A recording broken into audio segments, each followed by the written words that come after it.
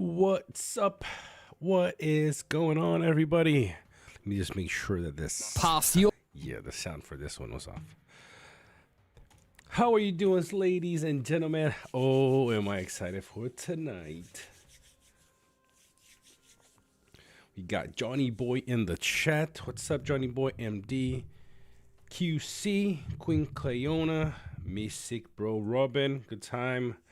Good seeing you, buddy. A long time.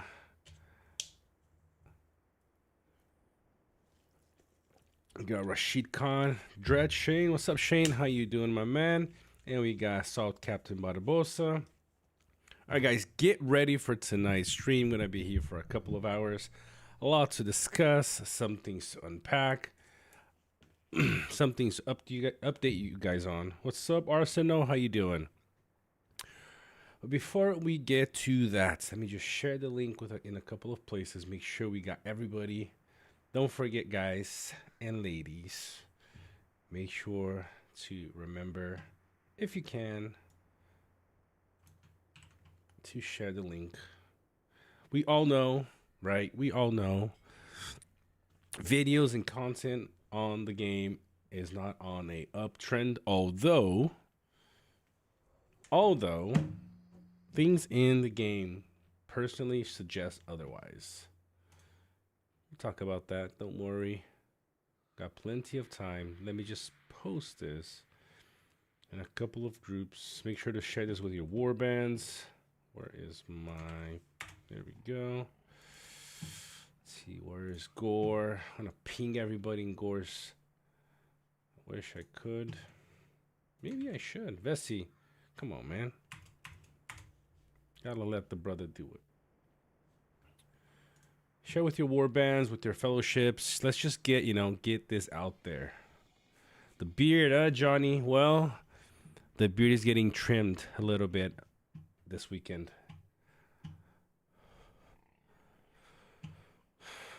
Just trimming it up, not removing it. But what's up, Noxy? Go a couple more places. Don't worry, guys, we got time. Just gotta make sure everybody's getting, knows what we're doing. There we go. Quite excited though. What's up, Kevin Close? It's been a while. How you doing, Helm? Oh, Helm, you made it, brother. Guys, don't forget, if you can, give that like, that subscribe. That is the best way that you guys can help get the word out there, That's essentially what we want.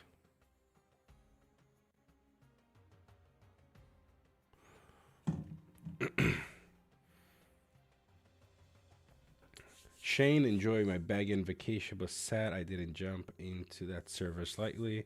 Just enjoying spring.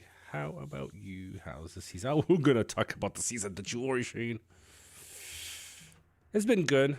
Has its challenges, but it's been good so far. Amador, how you doing? How is going your server?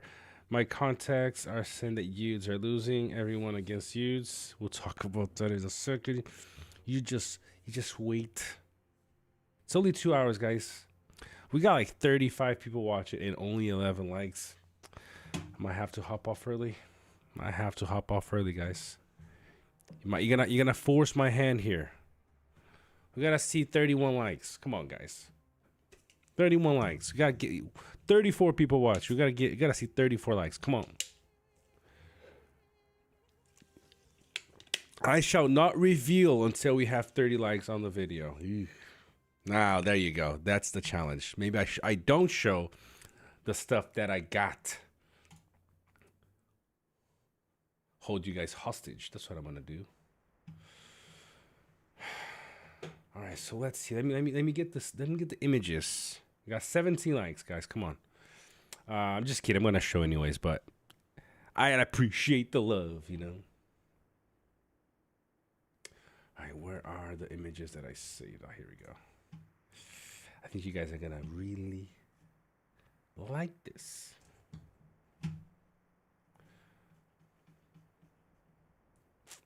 Not here. Right here. All right. Open link. Yes. Please and thank you. Open link.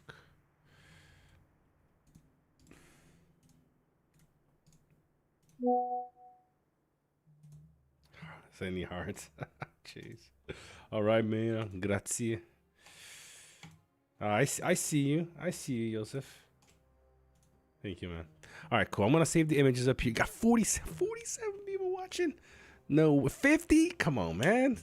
It's like 1.0 vibes right here. We used to get about that. I mean, I remember a couple times, a couple tier lists, some things we used to get, 120 people on. But honestly, I do think the game is on a. We'll talk a little bit more in detail. But I feel like the game is a bit on an uptrend in a way. All right, let's get going here. First things first. See who else we got in the chat. We got Kaylin. How you doing, my friend? Good to see you here with us. Skara. What happens in? Oh, or maybe I should. That's true. Let's go here.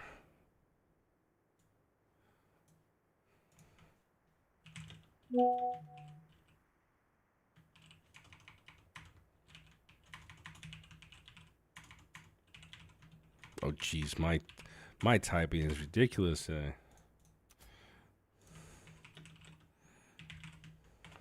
Freaking blocked.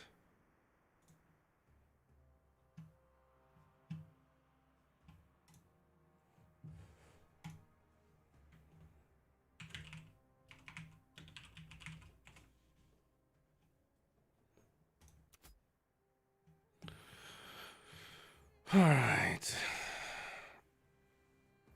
Ugh. All right. So I got 3 things I want to discuss with you guys today. First is the new commander. And I'll explain to you my approach in analyzing and judging what things are coming out in the game. Second, the event that's out. Is it worth anything there? Oh, geez, I bought all this stuff already, so it might be hard to show you guys. Zef Gun. Você fala português, não fala? Obrigado, meu amigo. Where's Wyman when we need him? Where is Wyman? Geez, let's see all the. Let's see what. There you go. Fala comigo, bebê. Oh, I I know who this is. Oh, Joseph. It's like what in Portuguese say. Ficha just dropped. Oh my lord. Yes, I know. I know who this is. All right. So my thought process in judging new commanders, the event, and a season update. It's been a roller coaster, to say the least. All right. Anyone here in the chat? Did you guys unlock Gwaihir? You gave yourself. You turned yourself in when you said when you said "Fala comigo, bebê," Joseph. So, anybody in the chat? Anyone unlocked Gwaihir? Arsenal, I wish Gwaihir could carry a commander to location with him on the battlefield like the books and movies, although it would completely change how the game functions. Parachute drop, essentially. Now, that is not a bad idea. You know what I think? So this is something for another conversation maybe, but it would be cool if certain commanders had unique abilities outside of just battle. For example, Frodo and Sam, right? They go basically stealth mode into Mordor. Imagine if you could use Frodo and Sam, right? Frodo and Sam has a passive ability that, right, let's say Fog of War is usually 5 tiles. Okay, so 1, 2, 3, 4, 5. Usually, if an enemy commander is here, they can see whatever is on this tile. Correct? What if with Frodo and Sam, if he is the leader of your formation, it would push the Fog of War to 10 tiles. So let's say, he could be really, really, really close, and you wouldn't notice because he is like a thief or they sneak around stuff. So let's say Fog of War is much farther away from Frodo and Sam, so enemies cannot see when they're up close. That'd be pretty cool, wouldn't it? So I think that there could be, for example, Gwaihir. Let's discuss Gwaihir here. One thing that I think should have been implemented with Gwaihir is, how if you're running only flying units, or so fell beasts or eagles, when the stamina drops to below 100, you get all those debuffs. So with Gwaihir, it should have been, if you're running Gwaihir as your leader, then the debuffs don't happen. So that means you could run a full flying unit formation, and you don't get penalized because you got Gwaihir with you. That would be pretty awesome, I think. So I think there should be some kind of buffs and passive skills that certain commanders have. But yeah, it is what it is. So Lex, did you unlock Gwaihir? Let's have a look at them. So I have Gwaihir. Shout out to two special people, TK and Yui. You know who you are, TK and Yui. Huge shout out to both of them. And Yui, you're nuts. In a very, very, very good way. Okay? Well, so good. So Shane said, I need more info. Is that right? Yes. Shane said, I need more info. And that's exactly what happened this morning. So, no, not that one. No, I am in nudes. Yes. So, as soon as, I was at work when the commander came out. So I couldn't really analyze them, as I didn't have time to really analyze them. So, but I did check some chat, during my break, did check some chats in Discord. And if we go back to it, people are like, oh, without even checking him out, without even testing him out, some people are already going, oh, this is bad. He's bad.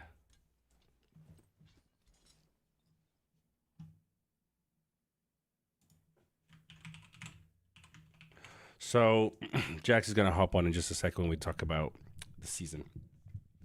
And so all I said, especially since the two commanders that recently came out and most people just brushed them off, right? The two commanders being Helm and Azog, right? These two commanders here. I understand. You look at skills and they're like, they might, it might be a niche. It might not work. Troop formations are not really a thing right now. And so they were kind of brushed off. And so about a season ago, these actually started getting tested by, formations like these of this size. And we start seeing that they actually were working really well. And I'll show you guys some reports and how well a full troop formation can work. All right. And so after that, I was like, I'm not judging any commander until it gets tested. And I said, I want to test. As soon as I read his skills, I was like, this looks fun. And I want to test. Okay.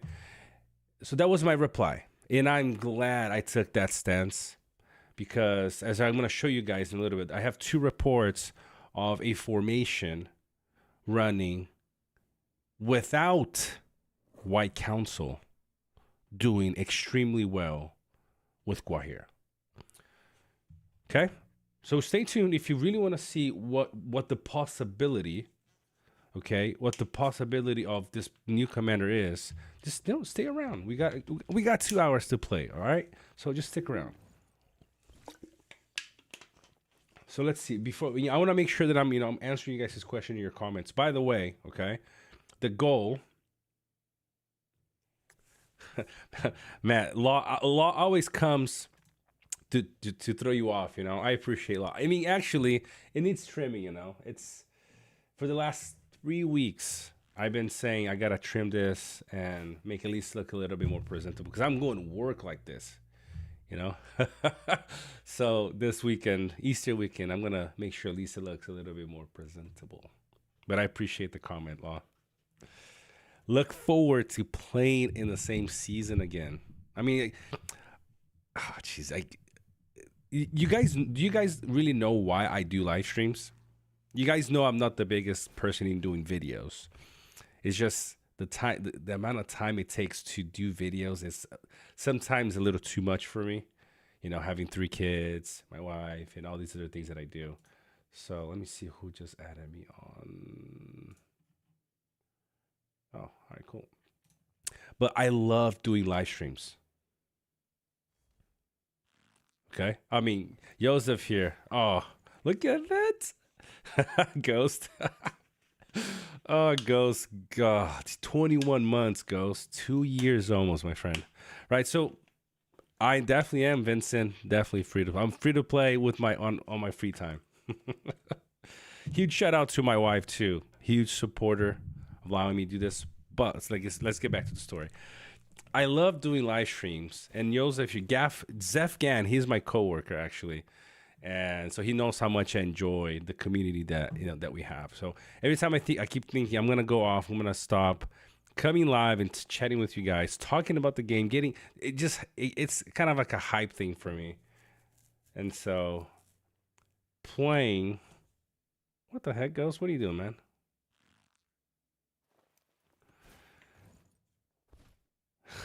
He begs you all offline too. Go, when Ghost and I go quite back, don't we? Now, so for me, really playing in the same season server as you guys, it's a big thing for me. So hopefully, Law. So I was saying all of this to explain that I hope to see you, Law, in the same server soon. Yes, Cleona, shout out to Soul.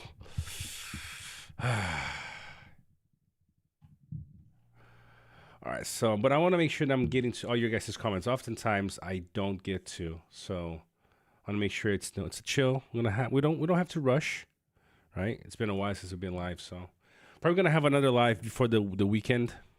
Working with Jax on a specific content, so hopefully stay tuned for that too. So we literally just created this channel to subscribe. Simon, send a report. Simon, you got reports for Gwaihir? Send that report in my DM. Oh, whoa. We already got a super chat. Where is the super chat coming from? Ooh. And I know who this bad boy is right here. I'm not gonna reveal his true identity just yet, but huge shout out to Andrea for the €5.99, brother. Thank you. Yes, that is a good. If you guys see this right here, the goal right now is to get Gwaihir to R10. And essentially it's to test. Hopefully you guys understand by now that I like trying off-meta stuff. I don't know, 6 months ago, before healing formations that were even talked about. Obviously we know they're not perfect.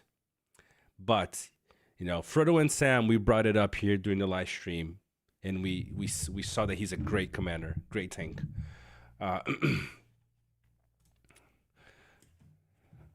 Give me a second. I gotta reply this really quick.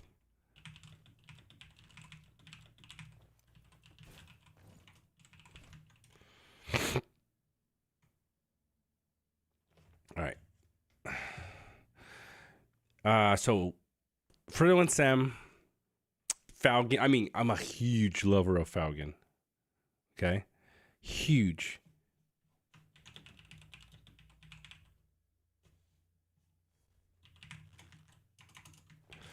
Just a second, guys. I have to reply to this.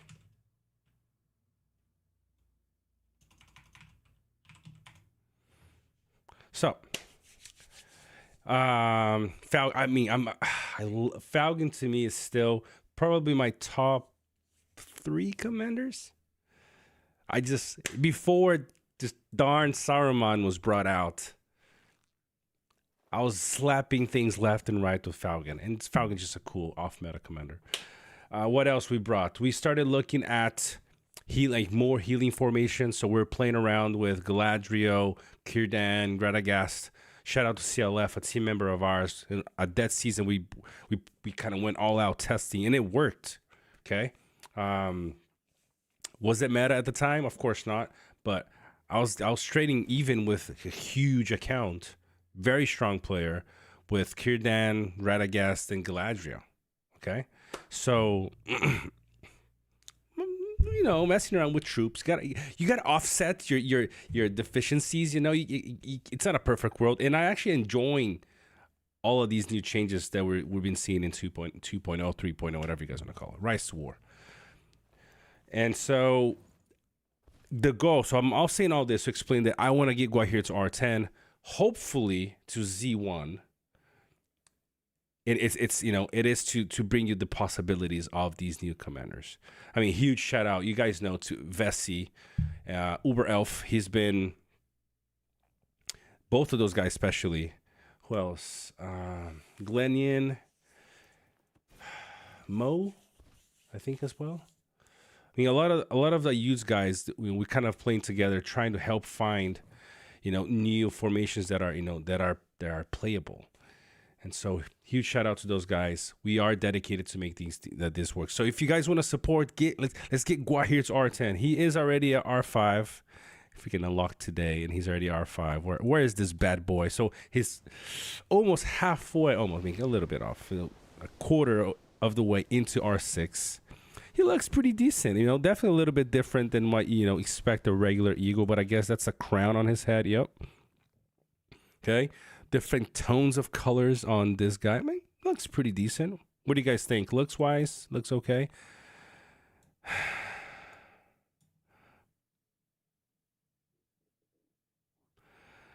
Zeph fellow is a brilliant guy on and offline. Come on, man. Passion for the game and community. I really do enjoy it, guys, honestly.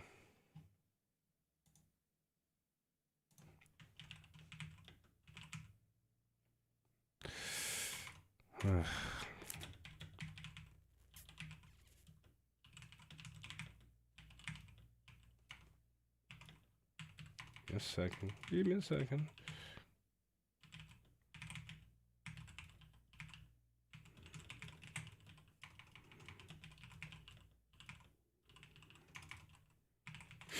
All right. Now, I'm really digging this one right here.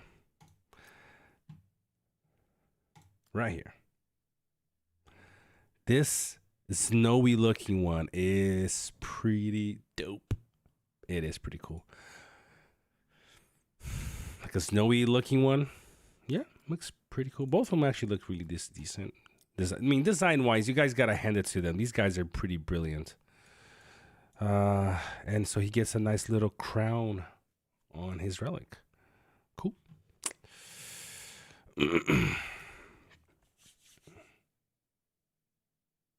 You won't know this, but he's actually hobbit sized.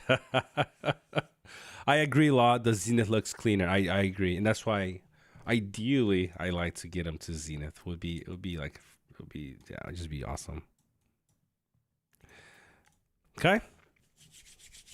The problem is with his meta, if it works, it will be expensive. Bohica, potentially. Okay.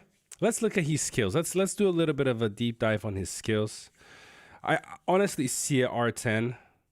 We got 70 people watching? No way. Okay, 70 people watching and 34 likes.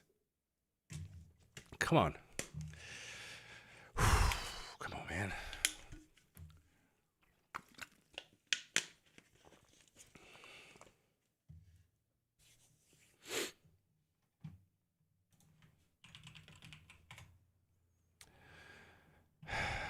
All right, 35. I think we can keep going. We got 35. Okay, so his skills.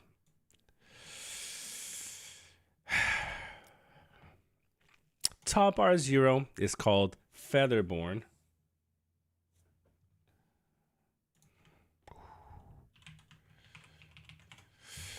It's his skills. What I like, the reason why I like him already is because his skills, they activate differently and they're just different. Okay, that is like one of the main reasons.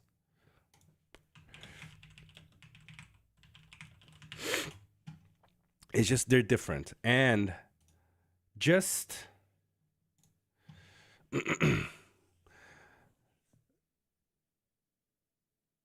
just by glancing at them, I was like, okay, maybe there's something there. Okay, maybe there's something there. So Featherborn, let's look at 10 out of 10, all the skills. At the start of battle, grants Featherborn to large units in the commander's formation, so in Gwaihir's formation, and one allied formation.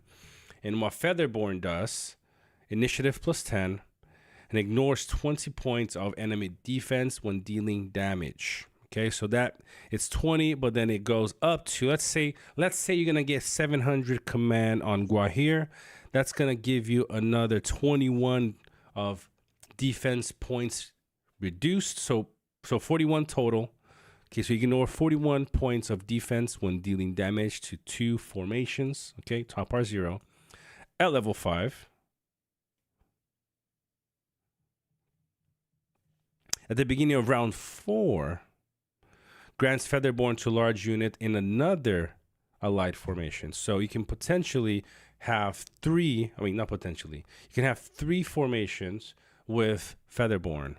Okay, and at level 10, damage dealt by allied large units to medium units, an extra 10%. So that could be, if you're countering, that's plus 30. Okay, fairly decent. Interesting. Bottom R0, Windlord, from round 4 onward, damage dealt by large units in 3 allied formations, 18. And that gets increased for, let's say another, 7 levels, 100 per command. That's another 14%. I could be wrong, but let's simplify, keep it at 14. So that's a 32% damage increase at round 4. Now, that is very interesting for a few reasons. Yo, Kalen, what? Man, come on, man. You already helped me so much. Kalen with the 24 euro super chat, man. Let's get him to Zenith, not R10. Man, I'm all in. That's my goal. So I appreciate the support. I really appreciate it. I don't know, maybe with all the super chats you guys are giving, I'll do the polls. So that's the key thing. Maybe I should do the polls tonight for you guys, or I should save it for when his chests come out. That making sure that we're basically getting only his respect.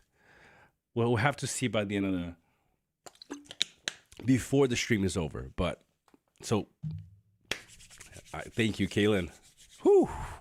We're getting closer, guys. Closer and closer to getting him to Zenith, at least Z1. Okay, that's the goal. All right. Okay. Ghost, definitely. You guys always been very generous. Always. All right. So at level 5, we looked at that, right? So level 5, we get another 14%. How much for a Z1? I have no clue, my friend. We're just going to get there slowly but surely. Slowly but surely. Quite a bit of money. I don't know, maybe a couple thousand, maybe, hopefully. If you're very specific, if you're patient, you could wait until one of the chests that, and I think the update for today talked about that. They're going to include... Hard Rule, I appreciate you hopping on for a bit, my friend. If you're patient, you can potentially maybe a couple grand. And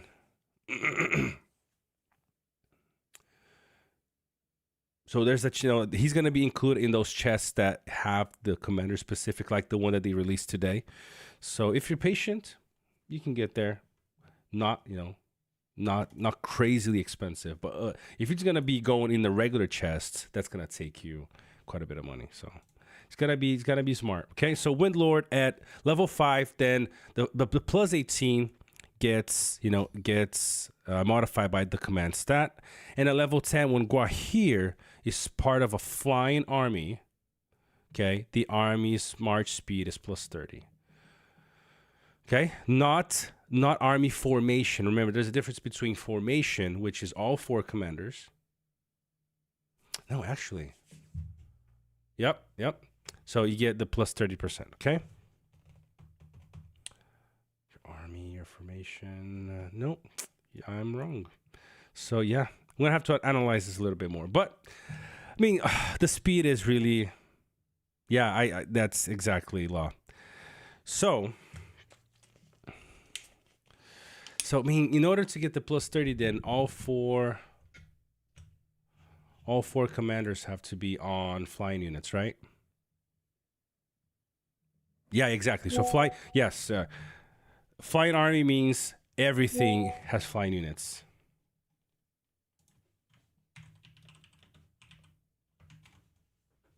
Yeah, right. Getting things backwards here. So if you're running an all flying army, you get plus 30 on the march, which you might think, hey, it's not, why does that matter? Well, it just makes you a lot faster. You're not going to be, this allows you to potentially attack, actually use your full flying army as an offensive instead of just, for sniping things and trying to hit reinforcements. Which is nice. It would be interesting to see how fast they actually move. They're already pretty fast on their own. So usually you're going to use Frodo and Sam and Merry and Pippin to transport units because of their march speed. So it'd be interesting to see eagles with that kind of speed. Now, there are R2 skill, kind of your typical defense type of skill. Nothing too crazy, right? So defense of large units in 3 allied formations plus 35. The reason why I think this is a little bit better because it's usually the defense or attack is actually usually pretty low. So this is definitely a decent skill when you look at the other skills like this. Because look at this, for every 100, it's modified by command. For every 100 command, you get plus 6. So let's say you do 700, that's 7 times 6, that's 42. 42 plus 35, that's 77, right? 77 defense is decent, okay? And it decreases a 4th each round. That's not the best, right? That's not the coolest thing you want to go with, but it's a decent skill. And at level 5, attack of the 3 formations, okay, because it's 3 here, 3 here, it goes up by 3, up to 6 stacks. So at level 5, it would go up by 3, 18 total. But at level 10, the attack of allied units with Featherbone, they get an additional 2. So potentially 5 per stack. This is attack times 6. So that's 30. 30 attack and 77 of defense. I don't know. Sounds pretty decent. But what I'm really excited is this right here. Right here. This skill. Guys, and I'm gonna show you an image in just a second for you to consider what this skill can do. At least looking at the report that I have, it's probably the hardest hitting skill that I've seen on the troop so far. Like single skill. Okay. Funny enough, there is no oh, it is actually, I'm already at full, so I can't see the other way around. So Shadow of the Skies, so R2 is called the Wizard's Wing. R4, Shadow of the Skies, each round allows large units in the commander's formation and 1 allied formation of units with Featherbone. And I really like that they included the commander. A lot of times it's just two random ones, and I like that in this case because you can build your commander very specifically. to do something, and you might not get the buff because it's two random ones. So in this case, making sure that it is on that it is on your specific commander, then I actually like that. So each round allows large units in the commander's formation and one allied formations of units with Featherbone to deal an instance of 70% physical damage to one enemy.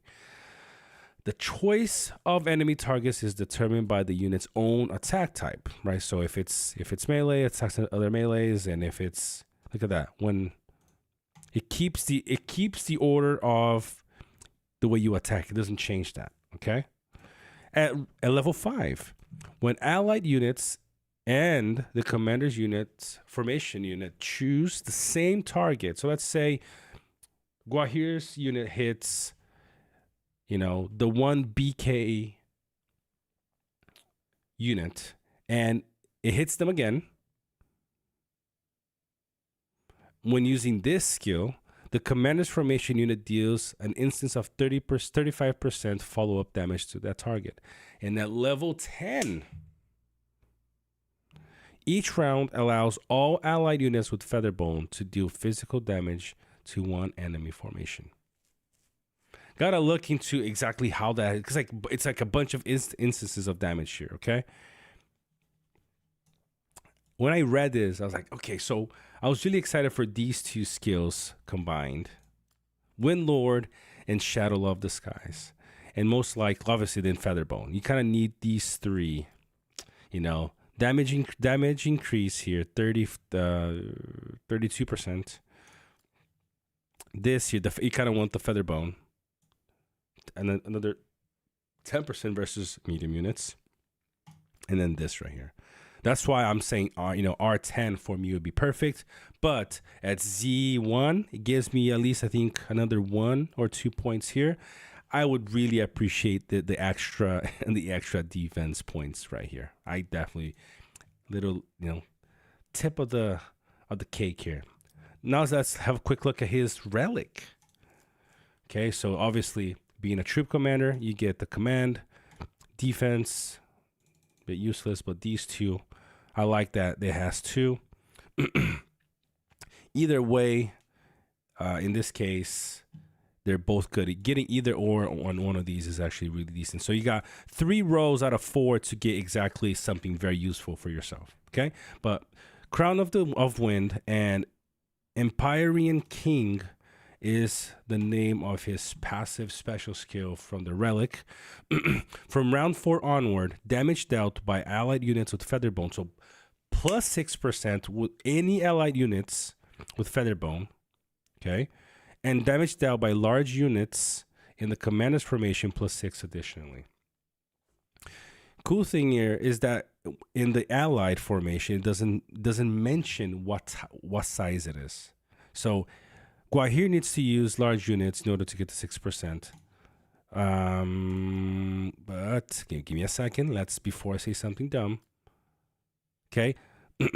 So obviously you can get you can get the 6% on allied units, but they have to have Featherbone, right? So Featherbone is only given to large units. So you have to be running large units for them to get Featherbone and this up to 6% damage from the relic. So it is a large unit commander. That's the focus here. The thing is, you can control it, right?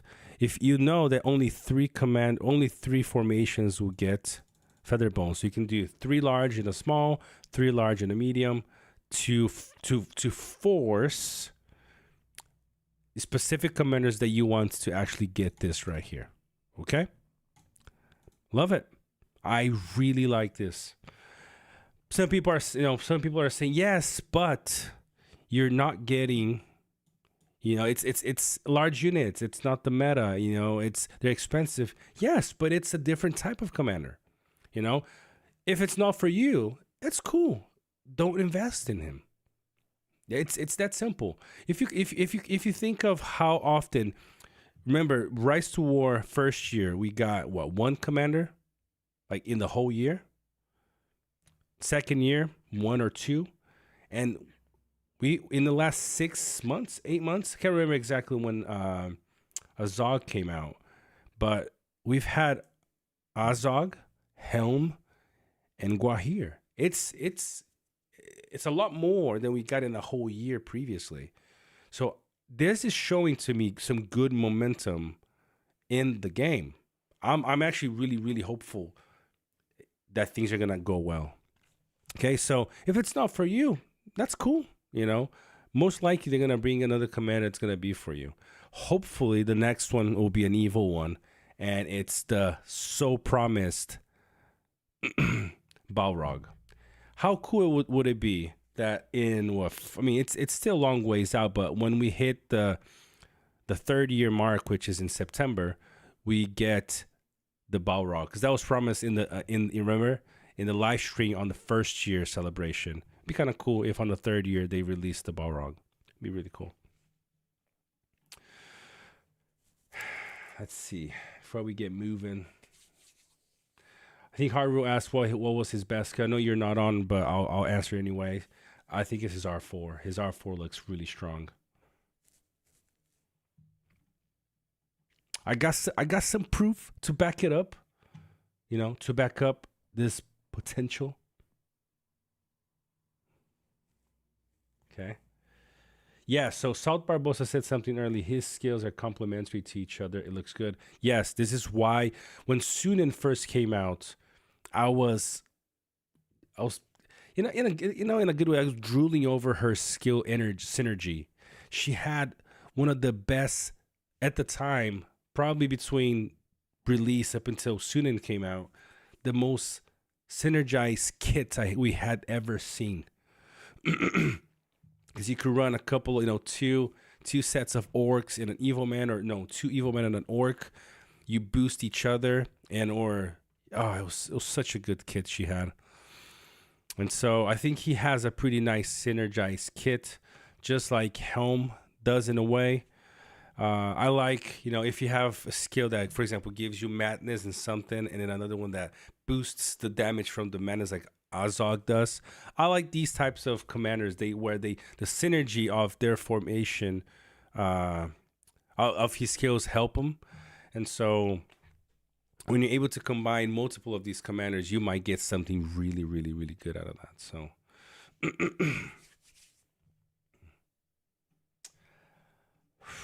Wow, a lot of comments here.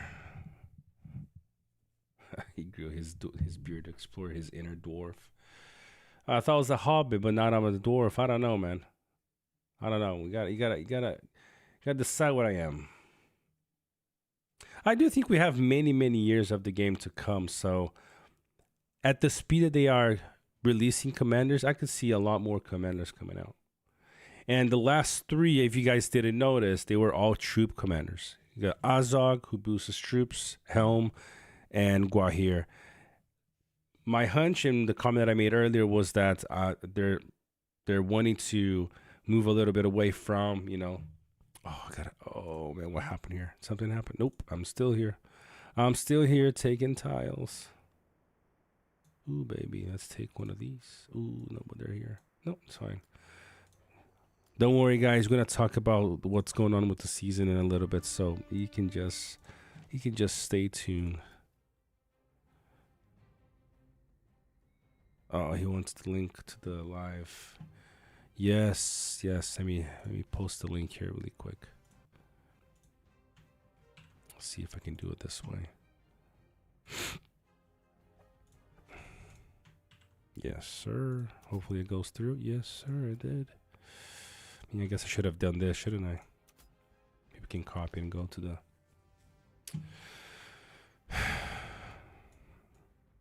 So yeah, they're trying to move away from the damage dealing meta. I mean, trying to force us to spend more money. Of course, that's what they're gonna do. So, if it makes sense to you on how you're playing to get them, great, get them. If not, just wait for the next one. They're gonna come around. I'm pretty sure.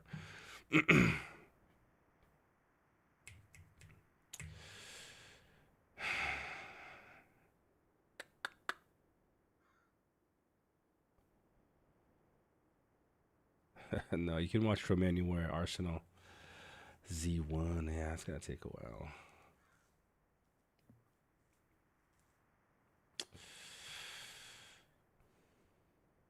Been working, so Dretchen, I've been working up Saruman from R5 to R10 for 2 seasons plus, and I'm free to play. It's taken so long. Shane, you're not free to play, man. What are you talking about?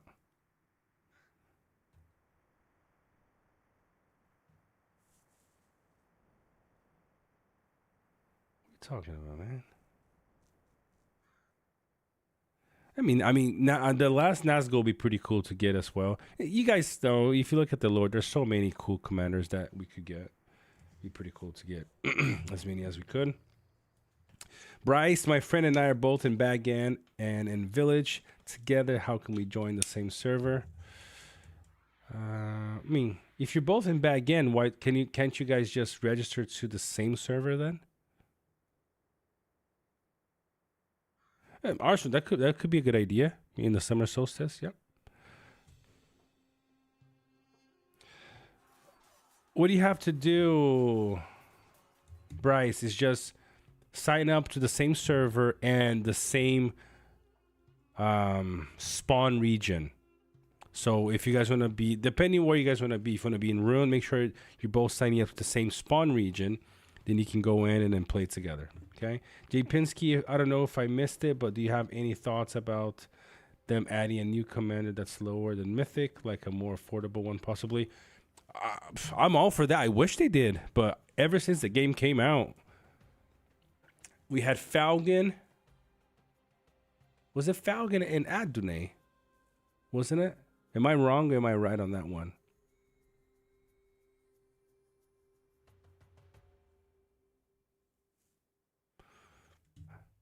I think I'm right. But after those two, I don't think we had anything new. T2. Oh, yes, that's true. You're right. Lotr. And who was the other the other T2 for? Oh yeah, we Celeborn, Kirwan. Yes, you guys keep correct me. Yeah, but after those guys, we haven't had a T2 forever now. It would be really cool. T1, yeah, Immerhill's. Yeah, I think Immerhill and Kirwan came at the same time, or Lotr and Immerhill. T1, I'm not sure if it would make sense for them, but T2 definitely. That would be amazing if they did. I love to get me a hands on a couple T2s. Be really good. What command is for this bird? Okay, all right. So before I bring in Jax and we talk about the season, let's go over the possibilities. Okay?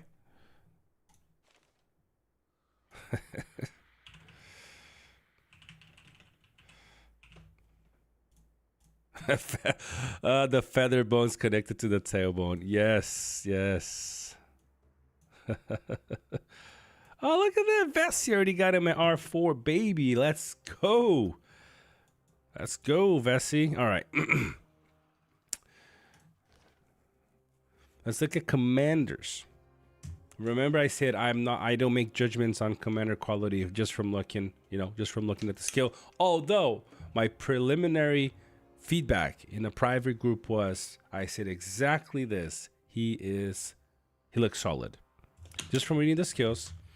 But Azog and Helm were the same situation, right? We're like, oh, they look bad and yada yada. But as you guys can see, they're actually really decent. We'll look at reports for other commanders as well during the live stream. So let me pull up this screen here. Give me a second. Pull up all the images that I have here.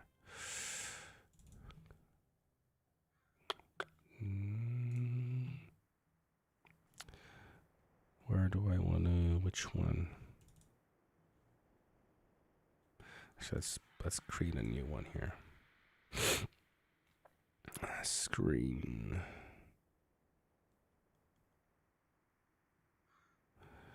Window capture right here. Nope, that's not the one.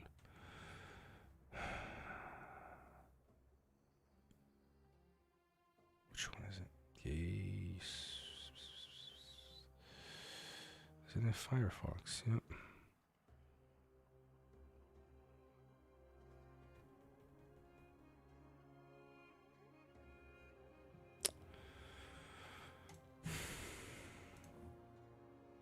It's the image one.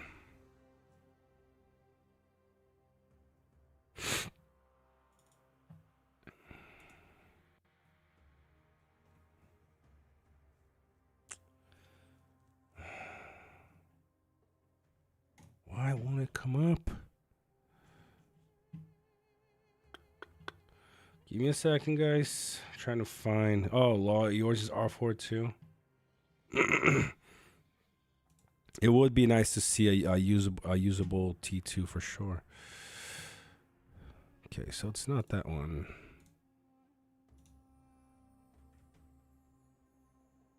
You guys can see this.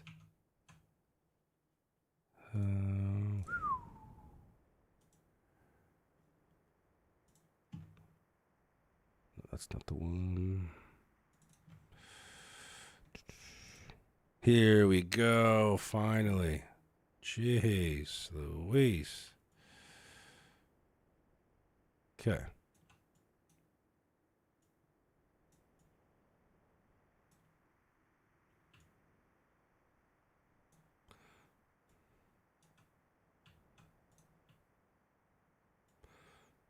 There we go. All right. Let's make this bigger. I'll hide myself so you guys can see the whole picture right here.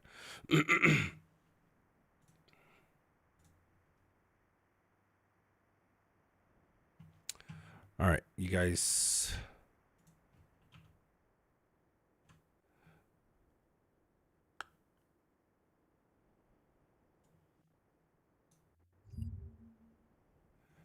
Can you guys see this?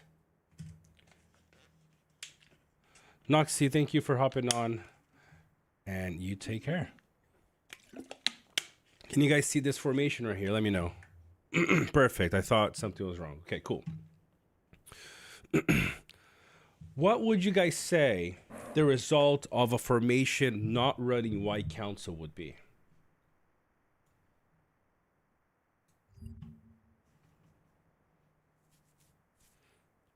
Good or bad? Type in chat, good or bad. Okay. All right. Let's come on, guys. Come on, participate in this here. This formation not running white council.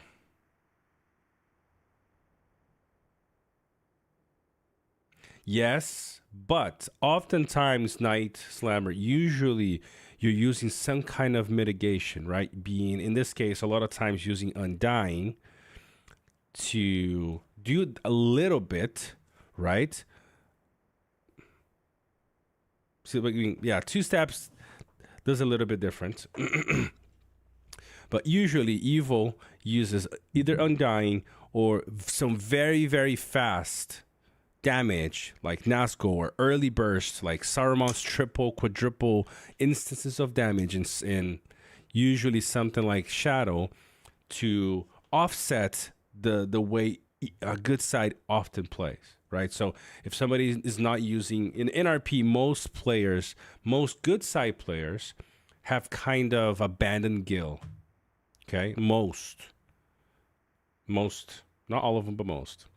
So then using Saruman and Shadow is a great combination, even with that White Council, because you get to do that quick burst of damage and just eat out all their HP. Okay, usually this would be seen as not very good. Remember, we play.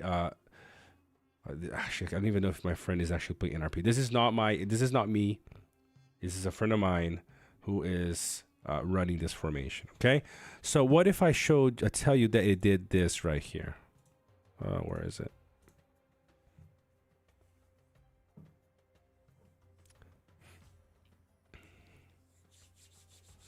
Look at the result. One of the results for the new formation. And remember, this is a R6 Gwaihir. Okay, it's not a Z. It's, yeah. So shout out to Trunen. Who is running this. Trunen, do you have any other reports you can send us so I can share this with the stream? I think I had another one. Or is it the same? 4917. Yeah, this one is the same one. See if I have any. If you shared another one here. Give me a second. No, in terms of the actual image, just that one. Let's see. Okay, he's looking for a full well to hit. Cool. Let me know. Send that over. I want to see it. Okay. So,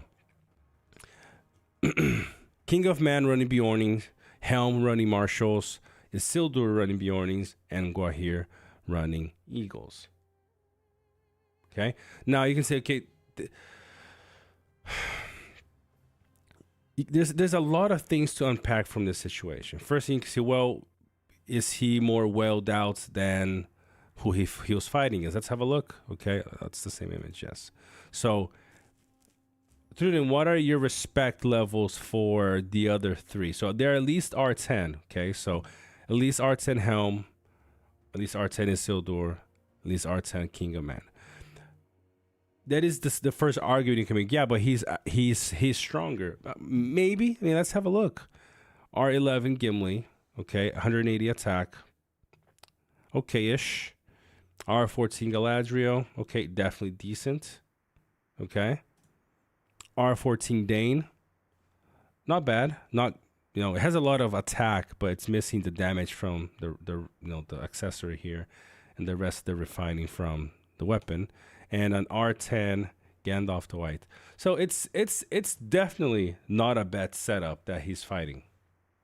Okay, or what do you guys think? Do you think this is the comparison between commander levels is not the same? The other thing I am also considering is the fact that he's running an off-meta formation, right?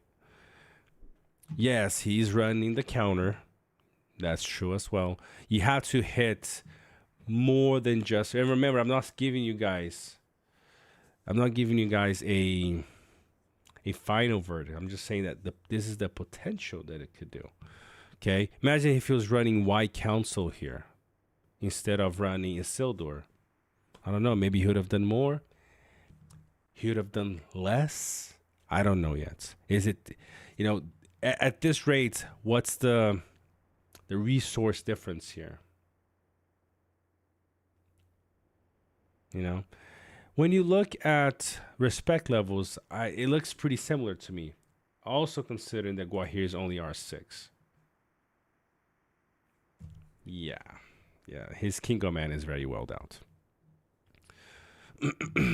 In terms of respect.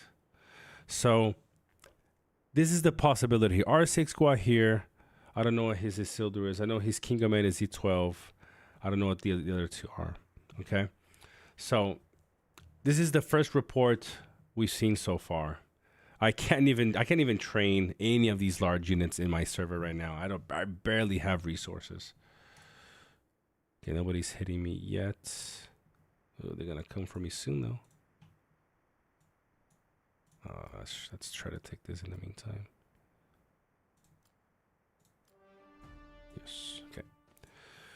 So, yeah. So Helm is R10 and his Isildur is R11. So, besides his King of Man being Z12, which you guys know at very high Z levels, it kind of, it doesn't really do you that much in terms of, do you get a lot more, skill points or a lot more stats? You don't.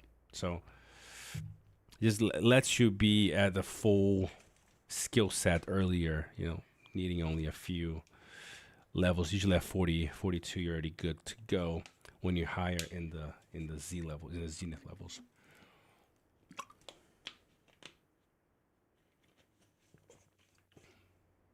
The problem is the troop carrier are not so good, so Gwaihir can't be good on the squad. I have to disagree. I do think he probably will have a place. Just how good that's gonna be, I don't know, guys. It took us a few months to even be able to say that Helm was gonna be decent. It took us forever to be able to say that Azog was gonna be decent. So we've made so many mistakes trying to understand a commander too early. I remember when Sunan came out. The first reports was like a level 25 student taking out it was like an R3 level 25, wiping out a level 50, like respect 10, 12, like meta commander. Everybody was freaking out. But then, and they're like, oh, Isildur is trash. But when people actually started testing him, he was a pretty nice counter to her. And so, because of his high defense and other things, and the double attack and things like that. So, people are gonna have to test. It's really, really hard to say that he's not gonna work. I do think there's some really nice synergy between his bottom R0, his R4, and the last but not least, his his top R0. I do think it's gonna be a nice setup, depending how you set him up. And just the fact that you're not running a White Council formation is also a win, because for people that are trying to move away or have a second formation or a third formation to play with, you're usually stuck like me, that I mostly focus on good side commanders.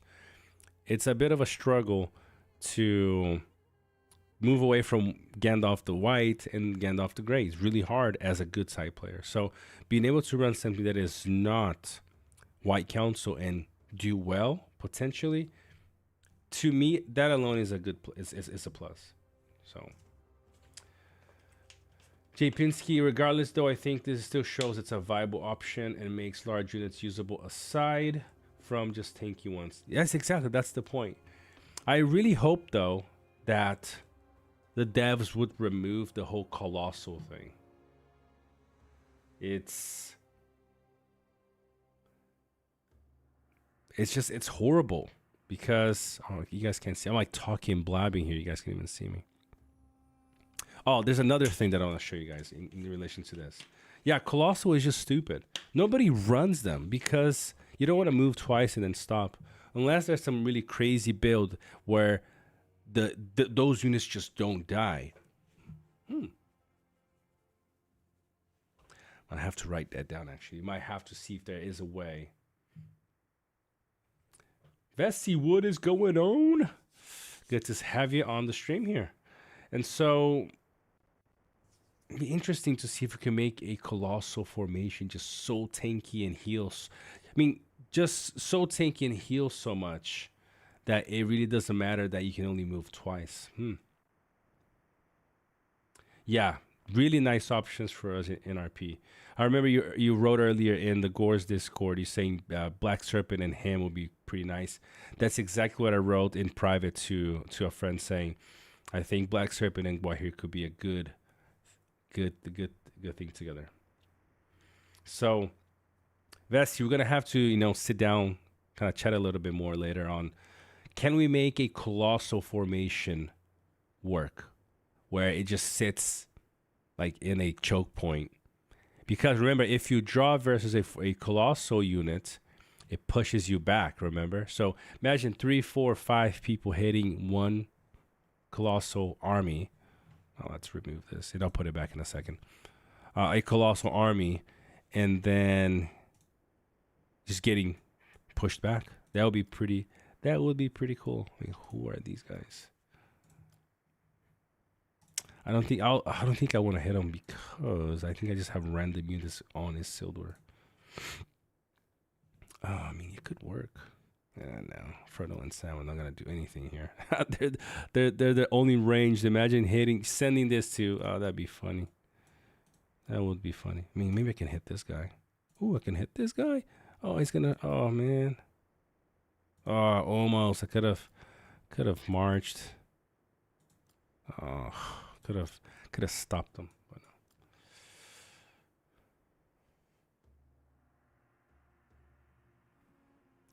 But that's my idea, Vessi, essentially with Colossal, is not even to do damage, but if you could just not lose any troops whatsoever. Heal and just sit there and take 10, 15 hits and just drawing everybody back. I mean, this is the kind of strategy I hope that we can kind of come up with, Let's say you have a formation, it just sits there and takes 15, 20 hits and just draws and sends 15, 20 armies back, making them have to use, more stamina to try to push you. I think that would be a place for that. I mean, yeah, chariots are the best. For NRP at least, yeah. For RP, you guys are stuck with Ents or Bjornings, which is sad. So, yeah. I want to try this BS, a Black Serpent Gwaihir formation. I was looking at it this morning, like, oh, that could work. Just like Vesi's saying, you got three skill trees that would synergize so well with him, And you could potentially, you could even potentially try. You could potentially even try Kirun in this setup. So let's look at Black Serpent. You got Haradrim. Look at that. Okay, if you're gonna run beasts, which is usually the large units, right? But you got Evil Man as well, which is chariots. Beautiful, isn't it? And then you got this too, which is just increases attack. It could be beautiful. It could be beautiful. Oh, it'd be glorious.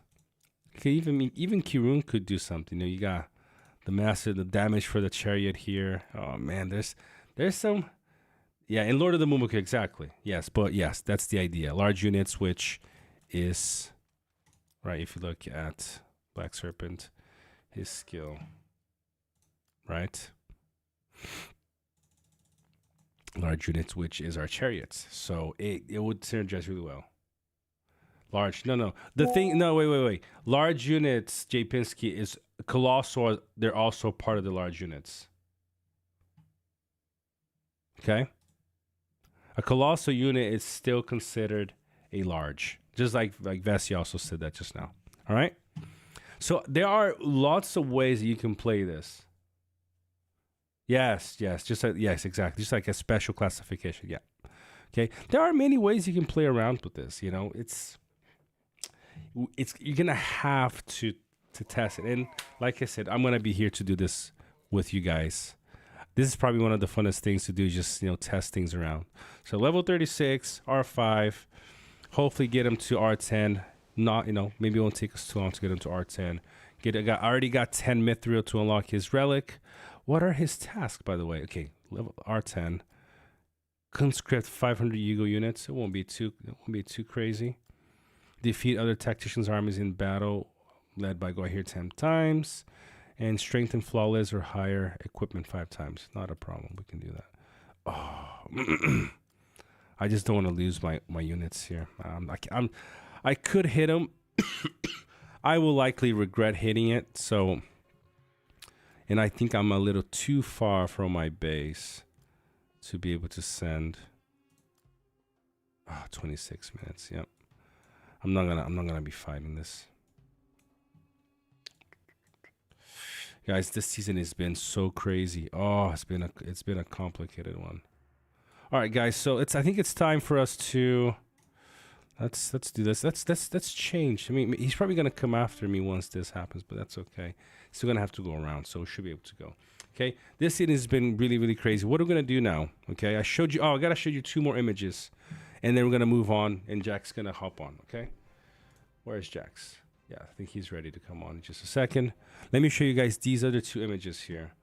This is what I was talking about, his R4 skill. We got more. Or is this the same? This is the same one. But I want to show you guys. Oh, this is another one. Okay. I want to show you guys the possible back-to-back hits. Oof. All right, so let me show you guys a couple more. So he had back-to-back hits, okay, which are these 2. Okay. Where's the other one?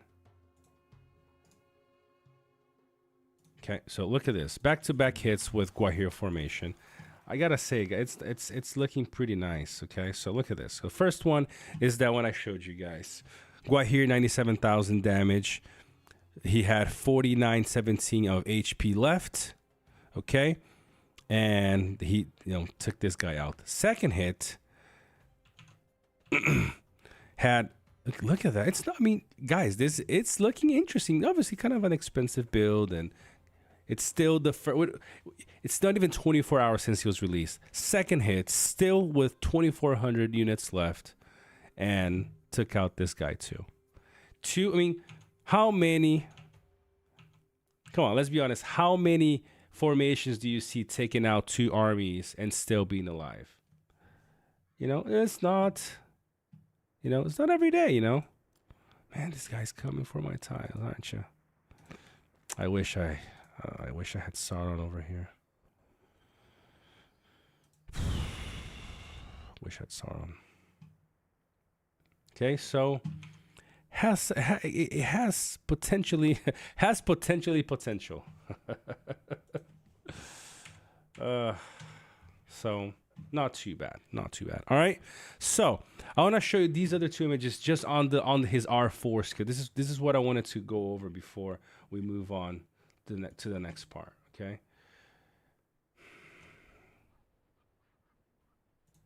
It's actually, I think it's just one image here. Look at his. This is from the first hit that I showed you guys. Okay. Where's OBS? Look at that. Look at his R4 skill damage. Can you guys see that?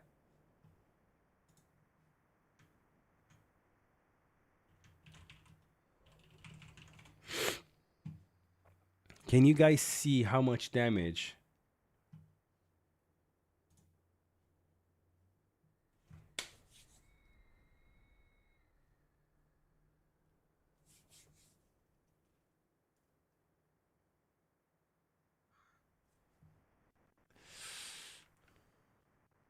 $128,000 damage from his R4.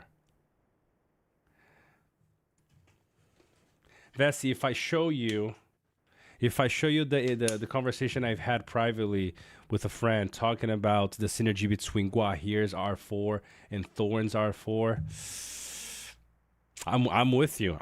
I want to see those 4. That's the exact formation I sent over this morning or this afternoon. The synergy between the bold and his R4. I mean, and everything else, but it could be one nasty thing. And then Azog's buff and Helm's buff. It's going to be a sight to see. Okay. Featherbone does buff their initiative, which would in turn increase the eagle damage through the eagle skill yes, it is. It does. Okay. So we'll be testing that, Vessi. Let's connect, all right? And I say let's connect as if Vessi and I don't talk like every other day, but to be clear, if people don't know, on these unit damage commanders like Thorn, Azog, and now Gwaihir, that is the total damage that the army does from it. Yes. That is nuts. 128,000 from that skill over the rounds, right? But this is the highest single skill that I've seen. Okay? The bold was until now. The bold I was seeing 60,000, 68,000. This is just double that. Okay? So I agree. I'm with you, Vessi. But I mean, he's hitting the counter. True, that's true as well. But even the chariots will be the same because in order to do in this case, you'd be analyzing the same. But the bleed damage from chariots could be even better, which I'm interested to see. But I like to see some more on the Eagles as well. I like to see if compared the both, which we might not be able to. This season too much, but next season for sure. Dalbo, sub Dalbo from Bruh. These types of comps, Thorn, Helm, Gwaihir, Azog, think will be meta soon above the normal Sauron. I mean, I don't know. Maybe. I mean, that's usually what mobile games do. I mean, I think we're ready to remove this. usually what mobile games do, they give you a problem and they sell you the new solution.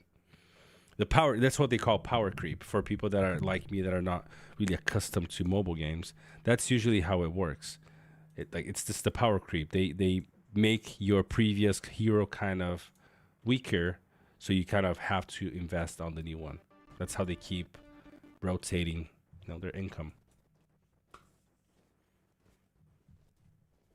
Yes, I'll be showing some of that. Oh, I'll be showing some of those. What happened here? I'll be showing some of those formations in just a second. I think we're back up.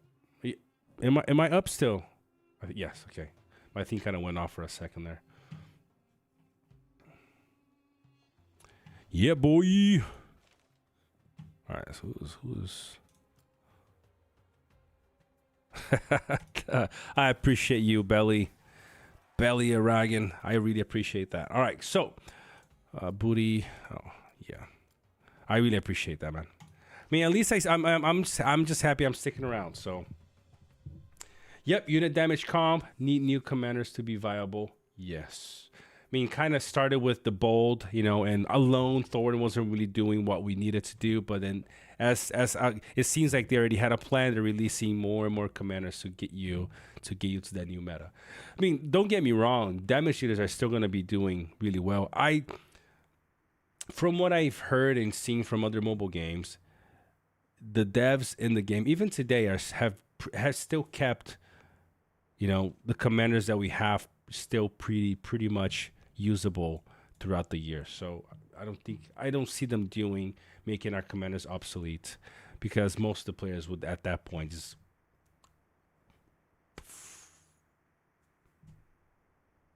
there are ways to counter unit damage though. You do this, you can still get countered. I think we're hoping, right, that the counter game is still a little bit there, Aragon asked, do we get new gear for the Eagle? No, we don't, because he is classed as a beast. Like, he's not classed as an Eagle. He's classed just as a beast, just like Bjorn is. So if you filter, right, and you go through the races and you go beast, look, you got these two. So he can use any beast gear. So, probably not likely. It'd be kind of nice to get some more gear though. It's been forever since we had real gear that we use. Okay. Now let's do this. We showed you guys the stats, talked about his build, which I'm very confident is gonna do really well. Now let's bring in who this is gonna get heated. Jax, you're gonna have to behave yourself, bro.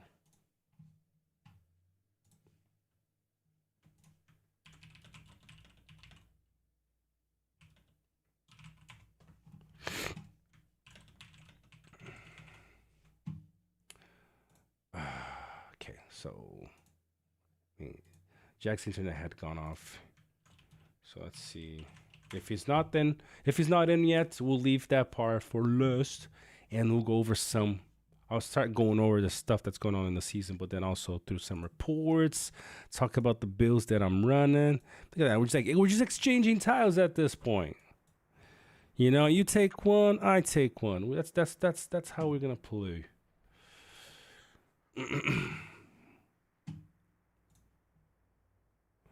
Let's see. Next up to be ascended, there was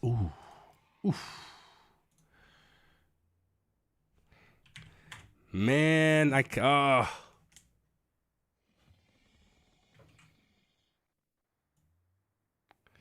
could have saved. I'm not even gonna start on this. Could have saved a few. Could have saved 10. So I have almost halfway. Almost halfway to ascend Shadow. The Shadow's gonna be the next one ascended.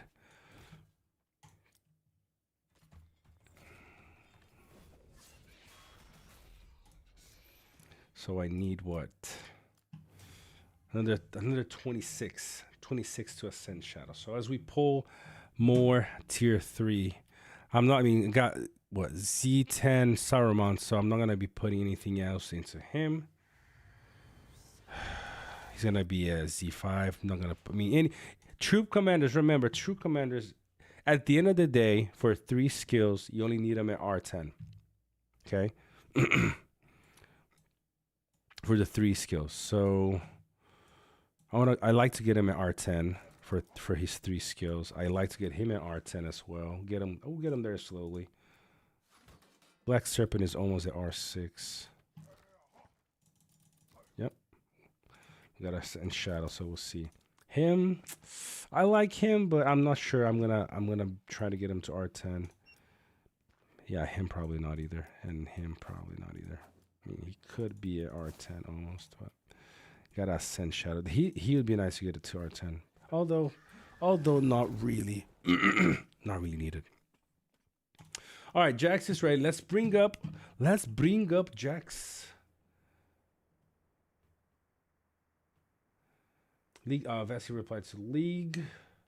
It's actually harder to counter unit damage with the builds we are talking. Yeah, with the builds we are talking about, it's a crazy synergized build, which I'm gonna show you guys some reports towards the end of the stream. So stick around. Let's hop onto the voice with Jax. Where is Jax? All right, Jax is gonna hop on in just a second. So let me show you guys a little bit of what the map looks like. You know, Jax is gonna explain his. No worries, Jax, no worries. He's gonna explain. No worries. As you can see, this is a lot different from the 24-hour or the images I shared on Discord. There's quite a few teams here. So at the, I'll wait for Jax.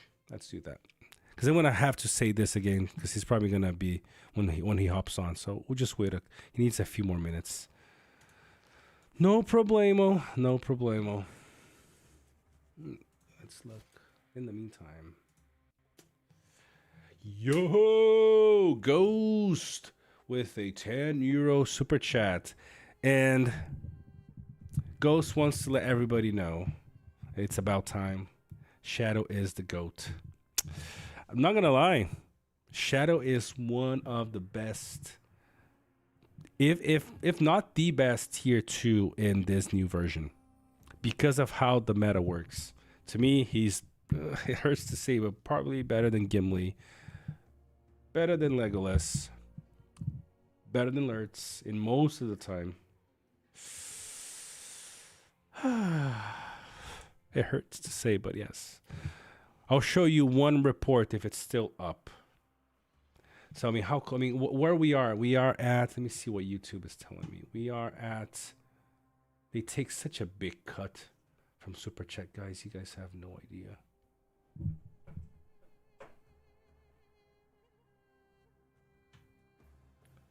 So where is it? So yeah. So in pounds, it's 34.44. So we're almost there to get a 12,000 pack of gems. Ooh, almost there. Almost there. I mean, once I hit back in, that's 24,000 because it's double, but yeah. So we're getting closer. Thank you, Ghost. Appreciate you, brother. Aramis needs max relic to compete damage-wise, though, while Shadow doesn't. Yes, that's why I think Shadow is the best. You don't really need his relic. I mean, it's nice for some protection. I don't think the reports versus Lucy is gonna show me. Obviously, Lucy, Lucy is like the top fire player. Hopefully, it's still up here. Hopefully, it still shows up, but most likely it might be expired. I don't know if these reports expire though. Maybe they don't. Such a long while since I've hit. This is fire. Where is Lucy? Guys, you guys are gonna want to see this, so just be patient. Let's see. Lucy the demon. Wrath Beast. What's up? Here we go. Look at her formation. Okay. Using the traditional for evil. Z5 Undying, Z3 Shadow. It's doing crazy damage, not even hitting 200. Okay. Z11 Saruman with a huge boost in the defense. Look how beautiful that is.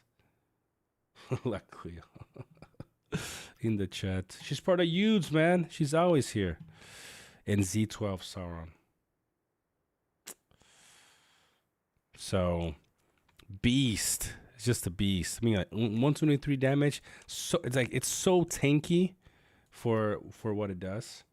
So this is a really, really strong all evil formation. So Shadow, going back to Shadow. Shadow is a beast. So good. So he's gonna be the next commander for us to ascend. Right. So before we show any reports, kind of hoped. Okay, at least he's not taking my tile right now. Ooh, let's take that one back. Let's see, can we do that? Oh, wait, he can connect to me though. Let's see where we're gonna go. Kind of trying to get away from that guy. Yo, leave me alone, man. I know what I should have done, which I'm not doing right now, but I should have. Should have.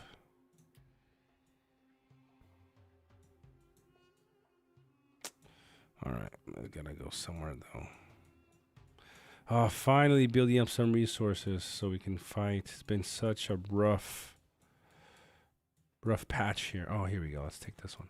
Yep, let's take that one. There we go. Yeah, we're gonna at least get Shadow to Z1. I think we have enough. We have enough respect items to get him to Z1. I wish though I had these many on Shadow instead of Lurts. Ugh. I have these many on Shadow, so should be still enough to get him to Z1.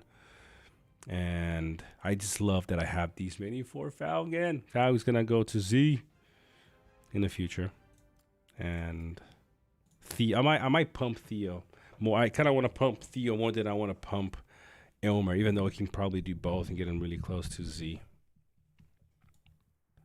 I mean, I still have some here, right here, so. Beautiful. Okay, where's Jax? Is Jack ready? I think he's ready. He ready? Not ready yet. Jeez.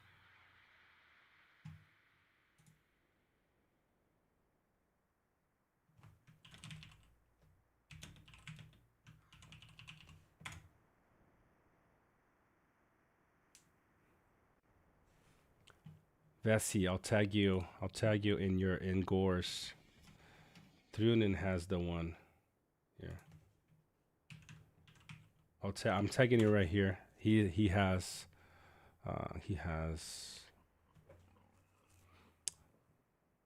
Gwaihir R4 or R6, so he can hook you up. All right, Jax is in the voice. What up, Jax? Can't hear you. Can you hear me? Let's see, my voice should be fine. Yep, my voice is fine, and so is my speaker, but I can't hear you.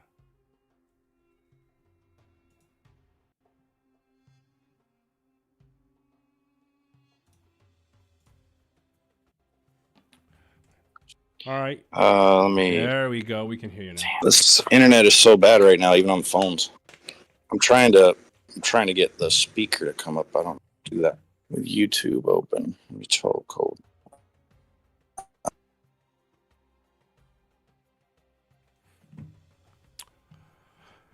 All right, guys, it's time for the server updates. Okay.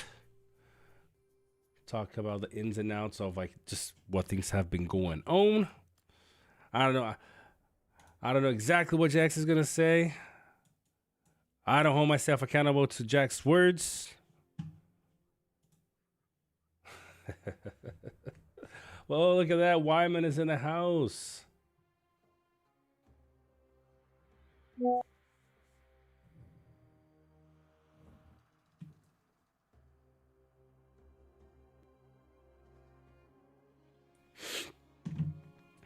Where's Jax? Jax is gone again, man. Where's Jax? All right, we'll wait this time. Wait this time for Jax.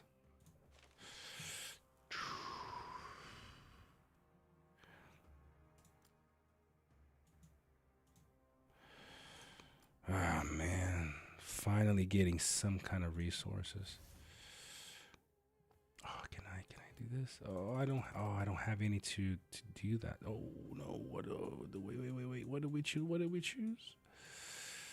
Oh, I was hoping for a gathering. We got 4 points. I wanted to do some gathering. It's gonna take me forever now. Forgot to allocate the point to gathering. I'm sitting on freaking AP that I can do anything with.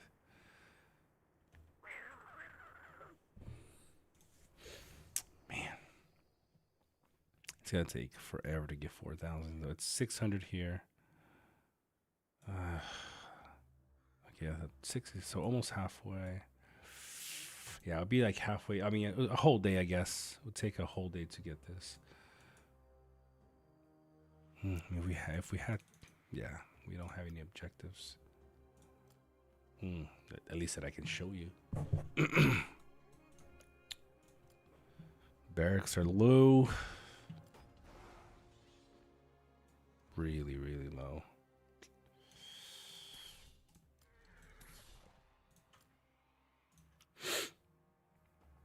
Yeah, I'm not training eagles right now. Or anything other than these. How close? Oh, these guys. Oh, man. These guys are so close to my base. Oh, it's these cell that's coming? Wow, I'm surprised. It's these guys uprooting and not... A bit surprising, to be honest. I guess it makes sense. Because you got Elu coming over here. And these cell from the right.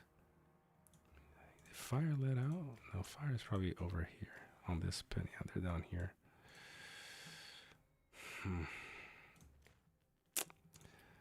Not cool, man. Not cool. Let's see how close they are to Kinland.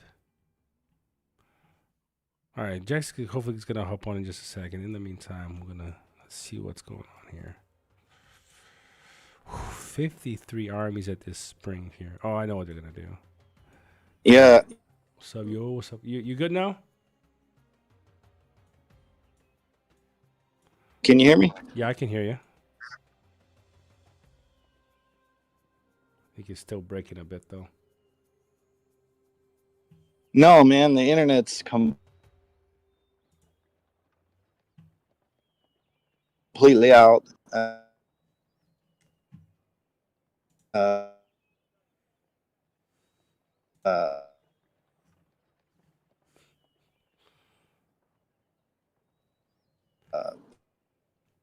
It's completely breaking, Jax. Cell service, everything. Jeez. You can hear me, right? Yeah, I can hear you now. Can you hear me? Yeah, I was breaking just a second ago. Can you hear me? Yep. Jesus Christ, man. The internet's all fucked up over here, bro. Jeez, dang. And cell service is on a mercy of... Yeah, I can't use YouTube on my phone at the same time. Can't see the screen. What's the issue? This works when it wants, this voice chat, so I don't know what to tell you. No worries, man. No worries. Hello? Oh, man. I'm here right now? Hello? I can hear you. Can you hear us? Christ.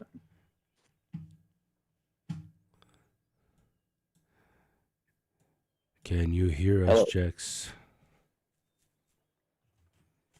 Can Jax hear us? Yeah, we'll talk so I know.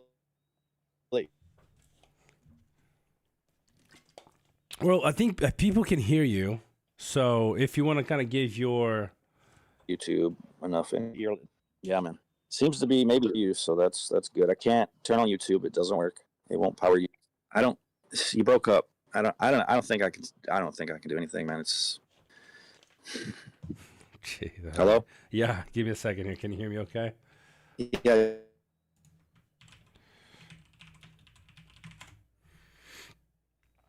yeah.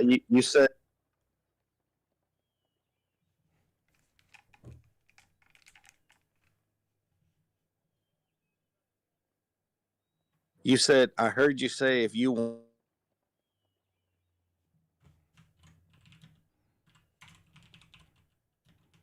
want to give your, and then I heard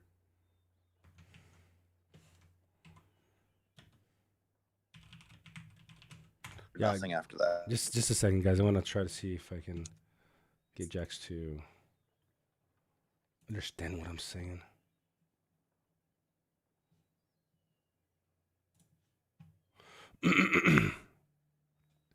All right. In the meantime, huge shout out to my boy Rodrigo Wyman. It's nothing on. It's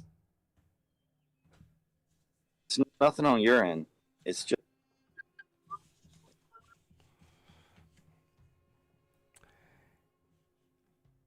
And besides that, huge shout out to my boy Bill Fernie. Bill Fernie just had a new Fernie baby. Cute, the cutest thing, man. Cutest thing. Cutest baby. Shout out to my boy Bill Fernie. Oh, so it's 19. He's sending $19.99 for Jack's cell service. Bill's always looking out. Bill's always looking out. My ninja. Kalen said Jack he spent all his mathos and forgot to pay his cell service. There you go. I'm not that guy. Jax, before I mean, just to make sure it doesn't break before, the next few minutes. When I give your kind of your overview, your view of how the server is going. Well, you just getting fucking wrecked. That's what's happening. We getting wrecked, son. So much for Jax. So much for Jax saying, saying that phrase, get wrecked, and that's definitely what's happening right there. We're getting wrecked. It's no other way to put it, bro. Yeah, they're coming for us. We're getting served. The walls are closing in. Yep. Yeah, we're getting served. Well, we're not really at full strength because we got 15 players that aren't with us this season on a break or whatever, and then we also came in without a partner, kind of like a suicide mission, just to show the community at large. We're not out here trying to dominate everybody or get rings all the time, and I mean, we're just trying to play for fun this season. Yeah, exactly. So let's run through that really quick. So before that, Wyman with another 50 reais super chat. Thank you, Wyman. Spend on commanders, spend on good internet. He said, so Wyman said, spend on commanders, check. Spend on good internet. Nope. That's what he wants. Homeboy, I got the best internet possible. All right. It's not me, it's them. What can I tell you? I'm in the weeds right now, bro. I'm just like making my way through the darkness. There's nothing I can do. There you go. Oh, crap. I didn't have the... where is this? Where is my... But yeah, we got, pretty much everybody in the server against us. And we kind of chose that, of course. And I think we're about to lose the kingdom and the capital, and I don't know what happens after that. It's up to the leaders to decide. Yup. Why is this not popular? Okay, I guess I have to keep this active. All right, cool. All right, I don't think it's everybody here with ill will or bad blood. I think it's just maybe one team or whatever, one kingdom that for whatever reason, someone in leadership or the leader has some kind of rage or something against us. We're kind of confused as everyone else. We don't know why, because we've given anybody that's been a strong opponent and that has fought, been active, we've given them the rewards every season that I've been here. So yeah, I'm not really sure, but it just seems kind of, wasteful, because if you come in and you try and zero somebody out, and obviously we're probably at the weakest point we've been since I've been here this season. But if in general, if you come in and you're just trying to zero people out and take everything from them, and they're active, right, and they're fighting and they're participating, it just seems wasteful, because that team, in future seasons is just gonna seek to do the same, right? And then it just gets into the cycle to nowhere, the circle to nowhere, kind of. Yeah, that is a very good point right there that you're saying. Sadly, it's been happening quite a bit. Go ahead.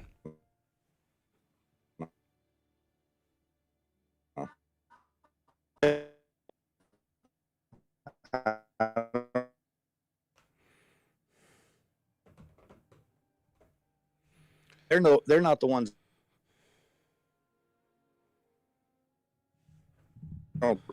Because You're breaking up again, Jax. Darn it. Yeah. What did you hear? Nothing. The last 15 seconds. You heard nothing. You said what? Didn't hear you the last 15 seconds. I was just saying it's hurtful for members ultimately long term, because if leadership chooses to zero active participants, you get into this kind of circle of nowhere, this cycle where whoever gets zeroed comes back to do it to the other teams. And it hurts the members. It's just wasteful. Yep. It really doesn't make sense. Yeah. Let me chime in a little bit on this one. Shout out to Westcott. He's from NOAD. I appreciate you hopping on. So let me chime in a little bit on that one. There's two things that happens when you zero somebody. Okay, I know. What's up, Porky? My boy Porky in the house. So first things first.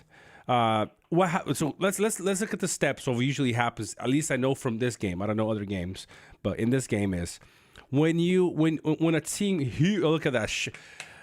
Bill Fernie with a $10 super chat, and he has a message for you, Jax. Tell Jax it is hope out of international waters and back to Florida waters. I heard they got a cell tower floating out in Key West where you can get better service. I love it. All right. I love it. Message delivered, Bill. Message delivered. So the first thing that happens when you start zeroing somebody is that I know for sure it won't happen to Utes, because Utes is a very consolidated team with a pretty good structure, but it doesn't happen to every team, the structure that Utes has. Now, going to the more regular teams, what happens is the players are going to start get angry at their own leaders, because that happens over and over. No, you don't win, you don't have a good position on the map. Players blame leaders, and then the team has a high chance of just being zeroed, breaking up. So people kind of have animosity between each other, right? And then the team breaks up. Yeah. That's one of the things that you do. And guys, I'm not here saying don't zero Utes. What I'm trying to say is zeroing Utes will not break up the team. That's the least of our worries. No. So no. I'm not here trying to say I'm not trying to third party a story so you feel pity for you. That's not what I'm saying. But let me just paint you the picture of what usually happens in this game is people will break up a team because now they feel that the leadership did them wrong. They didn't do what they should have done, right? But in that meantime, a lot of players that are kind of semi-active, semi-casual, but wanted to enjoy the game, they feel like they're getting bullied, so then they quit. That is the two big downfalls of zeroing teams in general, not pointing a specific one. I'm excluding Utes because Utes won't break out for that reason. Okay? No. Yeah, that's kind of what I'm saying. It's wasteful because then the team, if the team that gets zeroed is, you know, a decent team or whatever, and then they want to come back and attempt to do the same to the team that zeroed them, then it's really hurtful to their members. But, you know, it doesn't make sense for these decisions, really. I mean, from anybody, not just entire season, just in general, because it just hurts the community. Yeah. That's all it does. Yeah. Yeah. So the second thing is what also happens when you try to zero somebody is that you put in a way you kind of put a target on your back for that behavior, because most teams don't want, like, they don't want people to, like, nobody really likes the idea of zeroing anybody. So when that happens to somebody, you kind of paint a bad image of yourself to people, which then kind of in turn might trigger them to zero, like other teams, random teams, to zero you, which is not fun. No, like, nobody should be doing that. But whatever, you know, at this point, everyone's done it. Like everybody has zeroed teams. Like every team in the game has zeroed somebody. Like we have, everyone else has. There's a lot of small teams, right? I mean, you go into a season, there's freaking, like, I don't know, like what, 20, 30 fucking teams or something running around. Somebody's getting zero. But the people that are good, strong, whatever, active, known, been around, you're not zeroing like these teams, right? You're going to give them rewards. Most people, you're not going to zero them. Or the last time I remember, for instance, on our side that we zeroed anybody was who was that collection of teams? are you talking about VSOP? I think VSOP and I don't remember, but basically what happened was, I think it was 3 seasons ago, they just didn't play. They said from the beginning, the first week, hey, we're not going to play. We're stopping playing. We're not going to play. So they got zero. That's the last time I remember us doing it. Yeah. They, you know, if somebody is active and playing and trying, we're not zeroing people. But people that quit for the, you know, the first week and just say, hey, we're not playing. Well, if you're not even playing, you're not even here. Why do we, you know what I mean? What are we supposed to do about that? We're just going to keep playing. Exactly. Right. So now it just hurts the community in general. It does.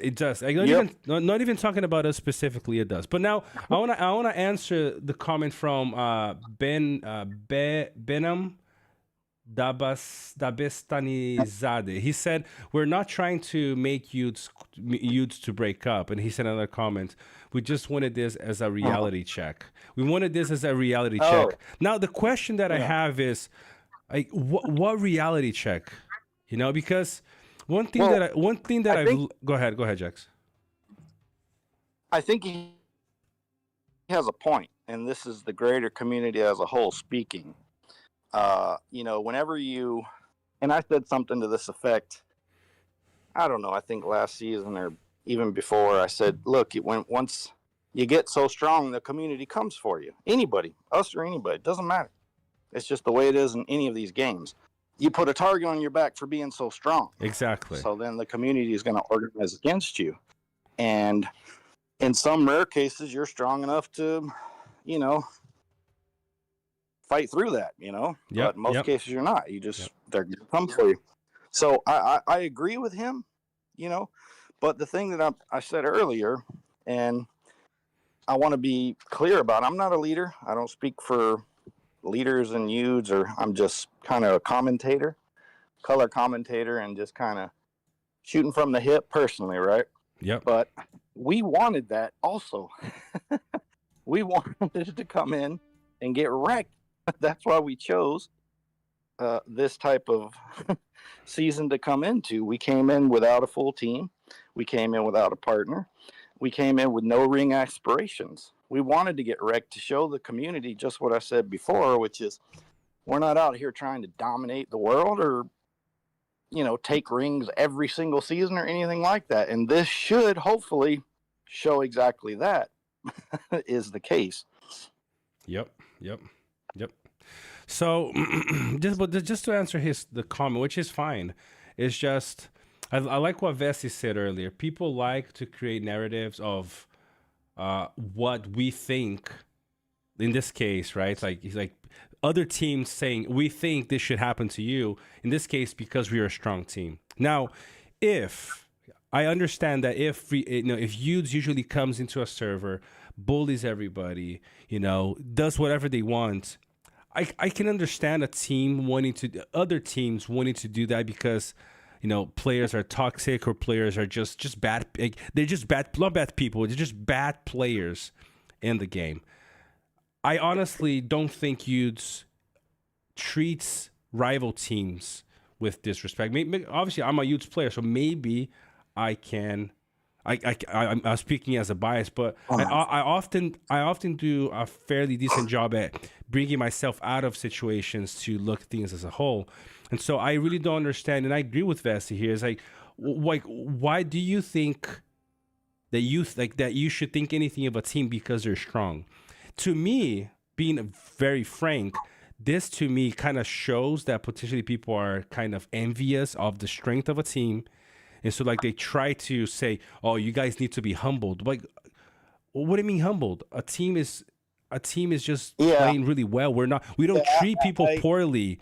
We don't treat people poorly. Say, I mean, you guys are just bad people that need to be just destroyed. Like, so, it's a very interesting line to thread. I agree, and you're right. So, in general, no matter what, if you're strong or the strongest, whatever, the community comes for you. Yeah, exactly, and that's okay. That's no way that's around okay. that. But it is certainly confusing because, well, I've only been here 4 seasons, but anybody that we fought against in the 4 seasons I've been here, that was, somewhat strong, competent, active fighting, they've gotten rewards. And if they were the second strongest and we managed to win, they got a gold badge, right?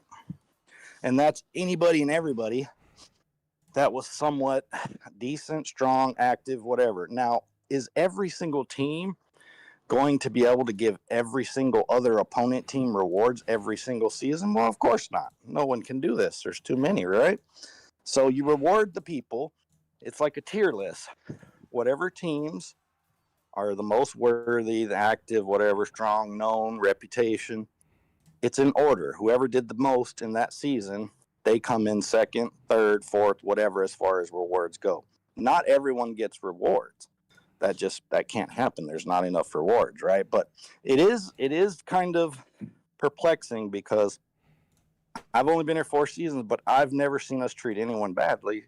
And yes, we've done well. Yes, we've, kind of bullied or whatever and been successful. It's a war game, but we've never been like assholes or disrespectful or treating people badly or like fuck you or anything like this. And if we were, I wouldn't be here. So, yeah. Yeah. So that said, okay, like I said, hopefully nobody's going to say, yeah, man, these youth guys were, they were crying in their stream. I mean, people... When you put your face out there, people will say anything and everything. So sure. It is what it is. Whatever. No, right? So no one's crying. It's just answering questions and exactly. But so what's on our mind or whatever. That's it. Really, nobody's crying about anything. So exactly. I mean, yeah, that's how I see it at least. Now let's have a quick look. Okay, let's have a quick look at how the season is looking. So we came in.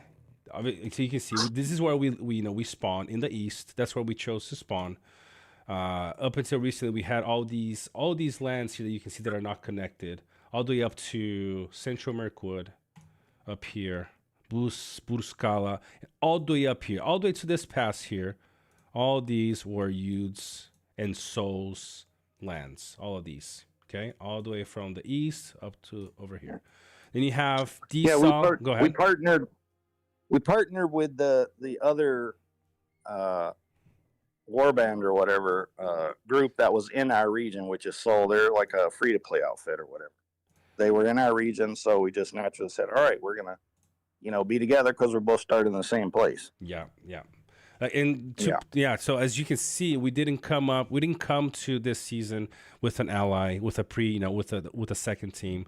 We wanted the leaders were saying we're gonna test our might. Oh, by the way, first, nobody wanted to join servers when they thought the Yudes was in. Everybody just say pull out, get out, Yudes is in there. Yeah. And so it was like a month and a half and back in. We were in Megan for a long time. So we saw the opportunity to join this. We saw there were quite a few good-looking teams here that we said, look, these teams could make for a fun season. Unfortunately, fortunately, these teams that were here, and we learned this after the fact, meaning after the point we returned and joined and started the season.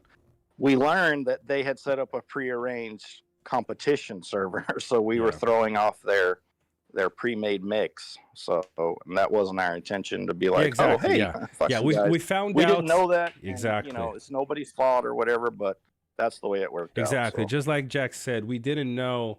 We only found out that they had a pre-made kind of a 2v2v2 here, like last week, or like at least for sure after the season had started. So you got Ilu, who are old school friends of Utes. You got Noad. So these are the two teams at the top kingdom here. You got Dash and Rad that they formed this kingdom here. They've been pretty chilled and relaxed. They've been kind of out of the fight, at least in this region. You got Heon and Dsal. Where's Dsal's badge? Dsal right here. We got Yudes and So, the last piece of land that we have. Okay, and then you got Neon and Fire down here. Okay. Yeah, Fire is a new team to NRP. They were a roleplay RP evil team for a long time, and I've been pleasantly surprised at Fire. There's some old pirates in there as well. I got a shout out to them, but just as a group as a whole, watching them and playing with them and talking to some of them, I've been very impressed of this team, Fire and Neon. So shout out to them. Yep, it's been great. I mean, the fights have been great. And like Vessi said in the chat here, we had to jump on the server like last minute.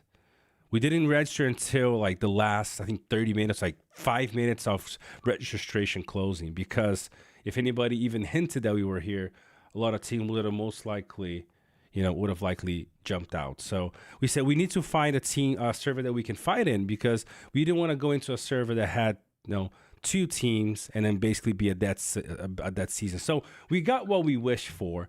We just didn't get it.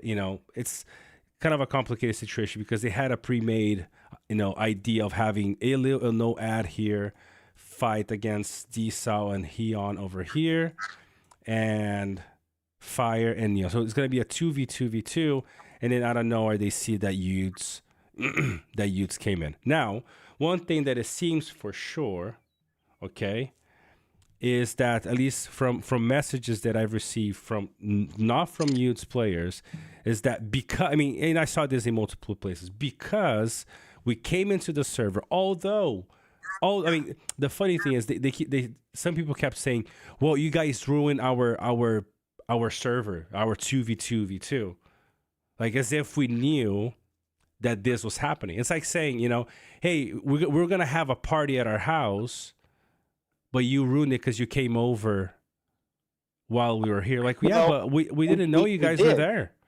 Yeah, but the reality is we did ruin it. We did. I mean, put yourself in any of these other team shoes, all right? You start your season, you have this prearranged server, whatever, an expectation, right? Then all of a sudden you look up and, one of the strongest teams in the game is here also. Well, that is not good, right? So they obviously decided, and we also decided, we're just going to fight everybody, no Diplo. And everybody decided they're just going to fight us. So it is, it happened. Wasn't anybody's fault. But I suspect after they're done whatever, devouring Udes, wrecking Udes, then they're going to have what they anticipated having, which was a 2v2v2. I'm assuming ring fight, something over there. They're going to have that eventually. So it's still going to play out the same way, but it was a bit of a curveball. Yeah, I mean, I agree with you like 98%. It's just like as you see comments from World Chat and from other people, it's like now that Utes came in and ruined the fun for us. Obviously, like I said, because it wasn't if it was intentional, then yeah, whatever. But the fact that it wasn't intentional, it's like now that you guys came in, we all made a deal that we are all gonna hit you, so you learn not to ruin people's pre-made servers that nobody knew about. It's like we decided we're gonna all 6 teams gonna hit you nonstop. Right. So you learn your lesson to not invade No, people's pre-made server that's that never nobody that's found never out. going to work. Exactly. That's never going to work that way. So That will never play out that way because anybody is free to join any server at any time. If you yeah, want to make some kind of prearranged private, okay, hashtag private server, then you need to tell people this. And exactly. then people will respect your decision and not invade you unless they're just some, fucking clown team running around or some asshole team or whatever, doesn't give a fuck what anybody thinks. We aren't that, so we would have been like, oh, okay, no problem, have at it.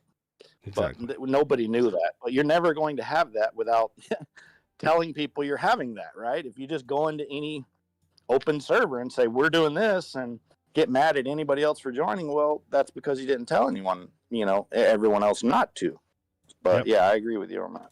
No, of course. I mean, like I said, we came into a service saying let's test the might of youths. Let's see how much we can take, and that's why and I'm part of leadership, so I know certain things. Is that we say, look, we're not gonna do any Diplo. Let's try to fight whoever comes at us. Let's try to fight them. Let's see what we can do. And so Yeah. youths Yeah, came, that was the plan. right. It wasn't from a point saying we can take all 6 of them. Let's destroy them all. Oh no. It's so No. let's see just We're how not much. we're not even a full team Exactly. So with no partner also. When nobody came in like we're gonna wreck everybody. We were actually yeah, exactly. So thinking we're gonna be the ones getting wrecked. yeah, I mean, Benham, I'm not even gonna take your comments serious, man. Honestly, when you're trying to say now you know your limit.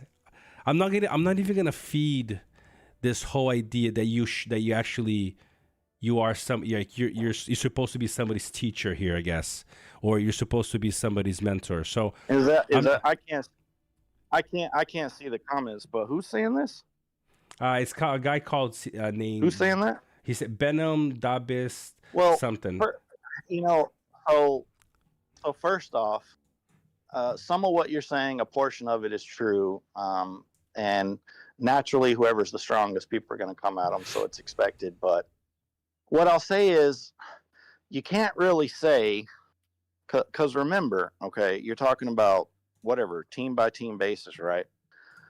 So you can't really say that you're some kind of I don't know what he's saying, so I'm just going off what you told me, that you're the teacher or whatever, you're the one teaching us our limits.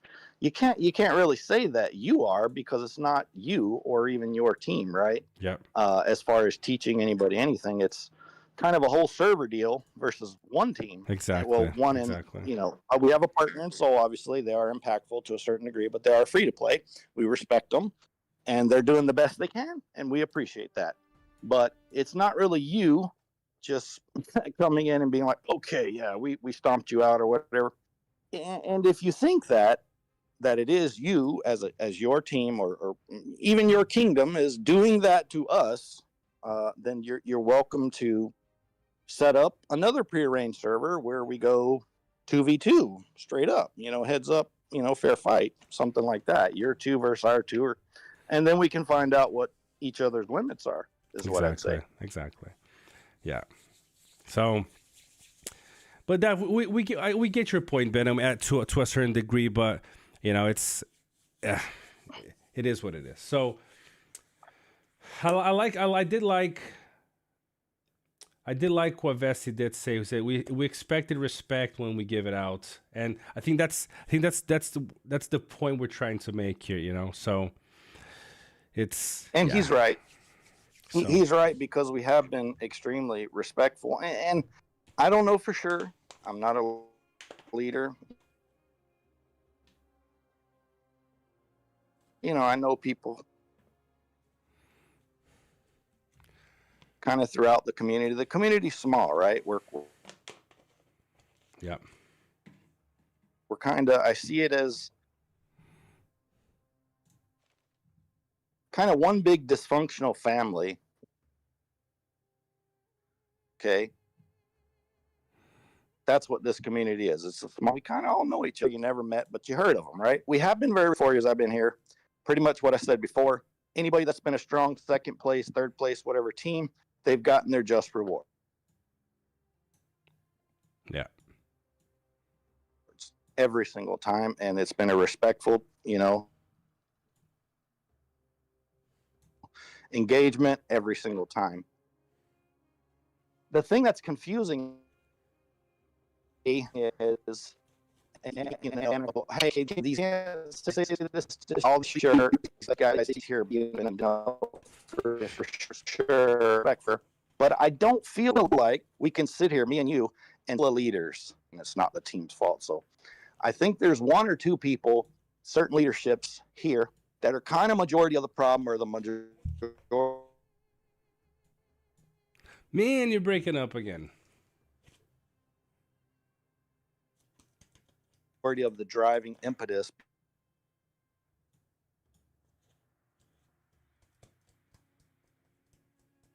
Let's see if he comes back in. behind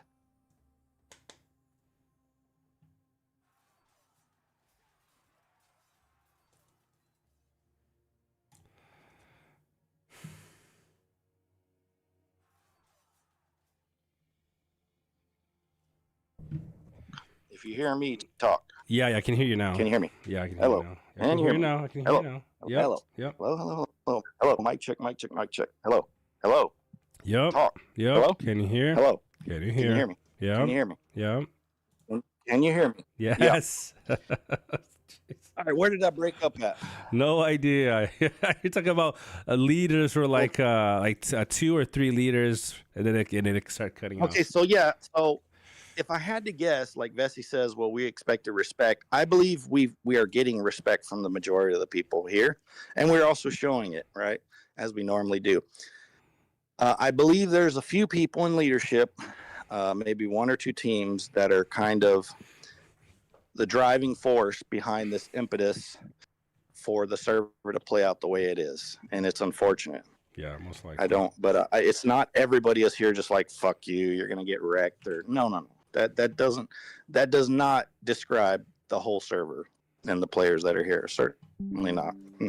But some of them, a few, and like I said, in leadership, maybe so. Can't say for sure, but it seems like that. Give me a second here. So, I have a question here. I have a question really quick for Jerry. Jerry Rodriguez in the chat. He said, Fire, Desal, Neon, and Heon tried to zero mine and home last season, but escaped with 2 capitals in the end. Are you saying that those 4 teams are part of the same like little group? Like they kind of they help each other? Hopefully he's still in the chat here and he can answer to that. Yeah.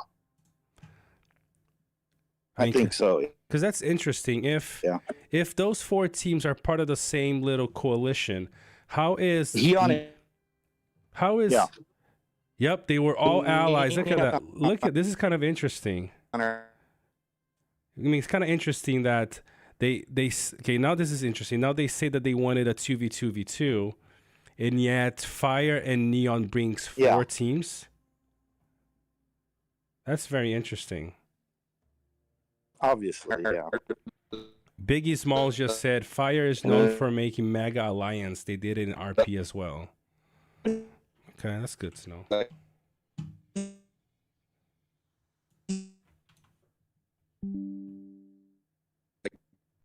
So so you guys are gonna have to kind of explain yourselves now here, because it just speaks to that. Wouldn't be a 2v prearranged.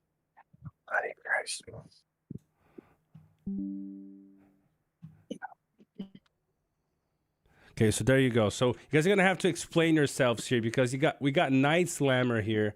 He said he is Fire leadership, and he's saying that information is false. So yeah. Well, I don't know. Whatever prearranged deal that they worked out, that's between them. So I'd let them worry about all that. You know what I mean? That's whatever. Yeah. So there you go. At least not really our concern. Our concern is every one of those teams you mentioned are right at our front door. Nice. That's there you our go. Concern. All right, cool. But we're not that concerned. We're concerned, but we're not that concerned. Because, this is what we expected. Sounds good. So we got Night Slammer said, nice go cheese rider. Now I know who you are. Nice. So, all right. So at least if anybody had questions, these 4 teams are not allies. They were maybe last season, or Yeah. and maybe this season. I don't know, but Mhm. Who knows? I guess we'll see when they do their fight for the ring. We'll see who's who, I guess, yeah, or who's with who. gotcha. All right. Not really our concern, really. All right, so let's have a quick look at the map, and then we're gonna look at some reports, and that's gonna do it for us tonight. Okay, so like I said, we started in the east. All these lands are ours. You have Fire and Neon at the bottom here. So they started in Mordor, obviously, and now they spread all the way to the ring. So you can see you got all 3 teams surrounding the entries to the ring. You got Noad and Ila, who started in, I think it was in Fordowaith area, and then they made it all the way to the passes here, and then down to Carrick, and then all the way to Upper Anduin Vale. And you also have Dash and wait, give me a second here. Yeah, Dash over here, and the other team is called Rad. Okay, they're over here.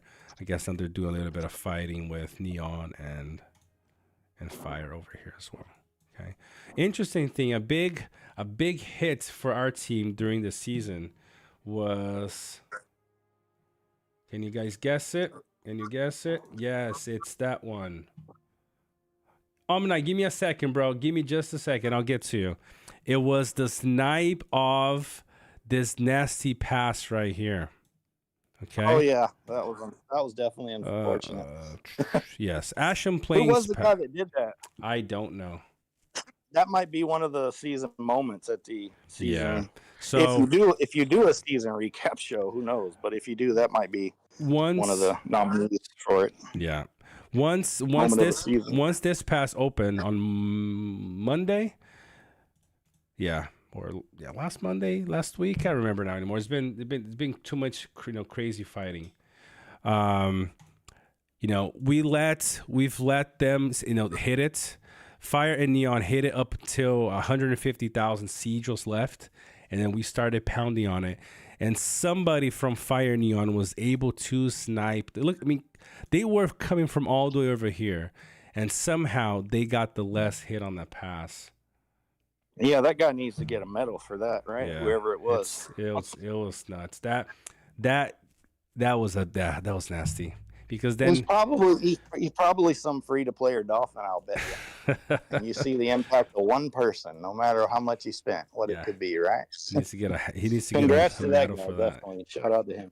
Yeah. Wait. He said Night Slammer said that his name is Petite Prince. I think that's the guy. Is that the guy? And he's got the name is perfect. I love it. This is the guy right here. Shout out to him. Congrats. Yeah. Love it. Yeah, and he said he is free to play too. See what I mean? There you go. Beautiful. You go. All right, Amin, what did Amin say? Yeah, that beard has grown nicely. So, Amin, what was your question or your comments? I'll wait until you say your piece. You know who I'd like to have on the all right, cool. Depending on when the next time you do this. The tier list? Or how often. Well, we do need to do it. We do need to do an updated tier list. That's obviously an idea. We need to do that. But I'd like to have Mazay from Fire on. I'd like to have him join us if that's possible. Yeah, I don't know. Down, Mike and all that. His name is Lucci the Terrible or Lucci the Demon or something. Yeah. He changed it, but it used to be Mazay. Yeah, I'd like to have him on. Yeah, let's have him pretty strong. Definitely, yeah. I want to show everybody what he's capable and what he's doing with just an Evo RP background and an Evo RP lineup. It's pretty impressive. Shout out to Aminai, his new baby born. He said being a dad is great. Don't miss the game at all.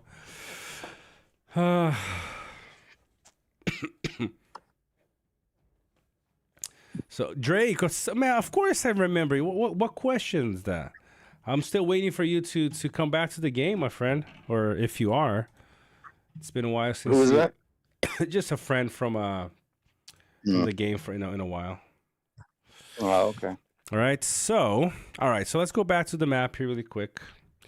And so yeah, that pass got sniped, and then it's been kind of us holding out as much as we can in all these four. Like we were trying to hold down on like 4 different fronts. So Neon pushed over here, Fire was trying to push over here. We kind of kept going back and forth on the pass with them. Yeah. We tried to delay Noad and Elil on this side. Just the idea here was just really to delay them, and then we tried to hold D-Cell and Neon over here. It's just. Can you imagine, like, what do we have? Like, some close to 180 people between us and Seoul, right? And then we have just the one territory right now, right? And that's gonna change soon. Can you imagine 180 people all trying to fight and survive with just the resources from one territory? Yeah. It's pretty interesting, right? It's been crazy. It's been crazy. Only time I've been in this position before was that that Clown Fiesta War of the Ring season 4 was the last time I was in this position. Probably a lot of other people or anybody really. How often does that happen? You got one territory and 200 people trying to eat and fight. Yeah, I mean, I think cool, I right? haven't had 24,000 production in like a week. So getting this much resources, which I know won't last very long, is a dream come true. No.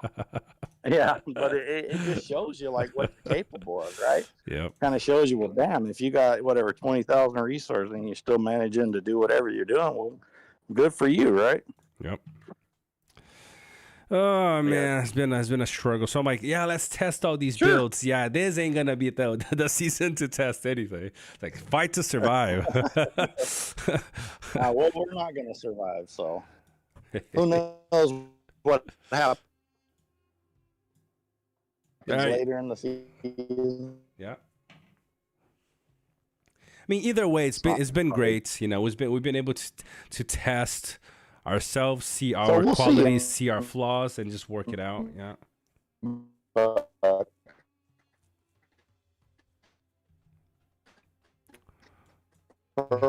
I mean, hopefully now there is no survival. We certainly are getting right. You know, as far as interesting thing. Yeah. I think we'll see if it plays out. Yeah. It's all good. It's all good. It's all good. Yeah, I appreciate everybody here, and I don't know when we're coming back, but thanks for stopping by, and shout out to everybody in the season, all the opponents, all the allies. Everybody's doing their best, and fun season. Yep. It's been a good season. All right, guys, so just to finalize, let's look through some reports. Drake, by the way, there is no message in my Discord from you, man. There's no DMs. Where's the DM? Okay. Let's look at some reports. So we're going to try to, at first, during the start of the season, I was running Gala as my tank. Let's pull. So I'm gonna jump off. All right, cool, my man. All right, cool, bro. But we'll see you next time. Take care, Jax. Probably Jack's going to be at the listening in. But so let's have a quick look. So this is what I was running in the beginning of the season. Gala was my main formation. Let's look at just some random ones, right? So running this is not even the main build. I was running Gandalf the White at first. That's why Gandalf the Grey is only 41. But running Gala as the tank, okay, Gandalf the White as a support, and then the 2 potential best damage dealers in the game right now, and Bjorn. Okay, that's what we were running. Did really well. Prestige, you know, the leveling up was good. Prestige was good. And then we started now switching a little bit more into, leveling up Helm's formation, which is looking very interesting. I still don't know exactly where to put everything. Okay. But this is what we've been running with right now. So we got Helm. I mean, this is even a weaker setup here. So we got Helm, Gandalf the White, Azog, and Thorn. Now getting Gwaihir higher, we're going to be testing out a lot of different stuff. Okay, a lot of different stuff. But let's kind of go back up a little bit more. where we have more recent fights with Helm. Because we changed a little bit. We're kind of making Helm a bit of a tank. And he's still pumping out crazy amounts of damage, even though he is being used as a tank. Let's see what his damage was over here.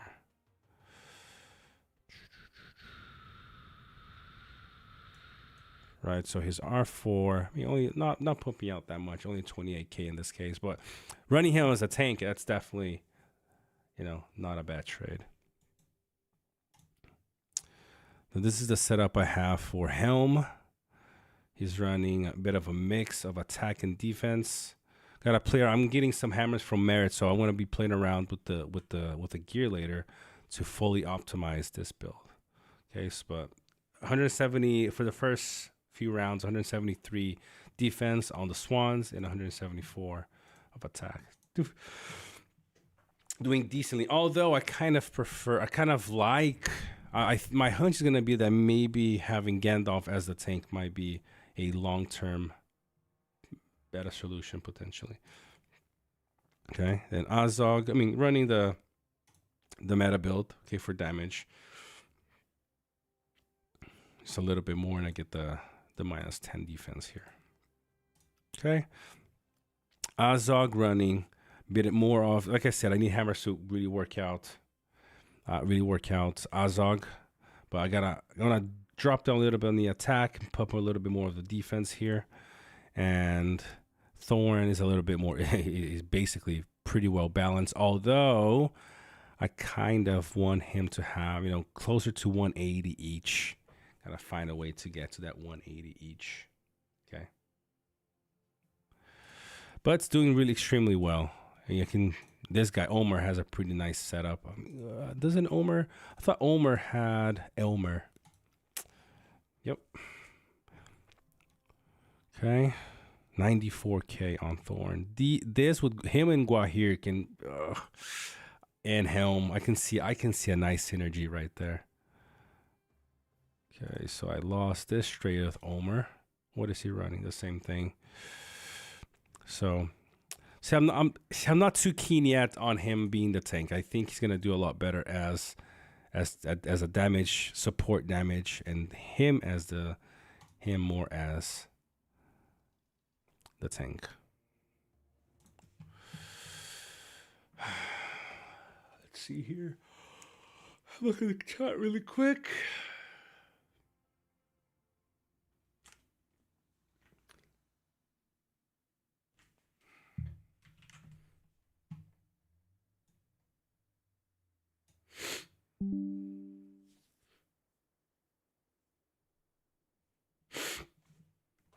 SPC Moon, how you doing, man? All the way in the east. Yeah, we'll look at the Mara ranking in just a second. So good, that's good idea. Vessi not only doing World Chat Diplo this season, but Stream Chat Diplo. Justin Scott, why do you have so much stone farms dump? All you need is 30k max in first week and half after the negative. You can max everything with 30k, just use gather from 11 plus. Yes, that is true. The issue is we have no land. We need all the tiles we can get. So having a level 7 and 9 stone is better than having a level 2 grain. So yes. Westcott, I'm out of here. Cheers, ladies and gents. See you on the battlefield. It was great having you. I appreciate you being with us this whole time, honestly.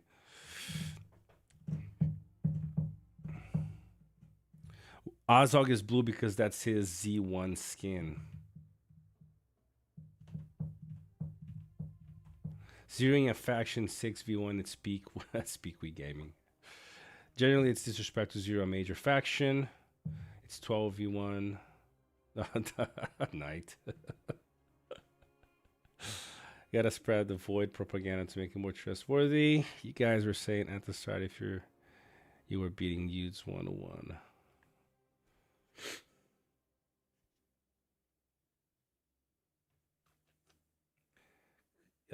Linus show reports from my gala. Yeah, I can do that. So let's go. I mean, let's see what do we have here. I mean, this is kind of what we were running for Gala. Okay, her as a tank and support, and then the 2 damage dealers. Okay, we'll go through these reports. So we hit 3 here. So we hit Glory. This is the beauty of running Gala as a tank and a healer. She really makes those Swan Knights survive quite well. Obviously, you can't compare the size of the 2 accounts. You know. Gandalf. And you got this guy. I think he was pretty okay. Okay, we got Bjorn. He did quite well. I mean, this is the kind of thing. Look at this. Look how well he did compared to. I mean, look at the size of his account and the size of this one, and how well he did versus me. You know. Yeah, I mean, having the right builds, you know, it can do you wonders.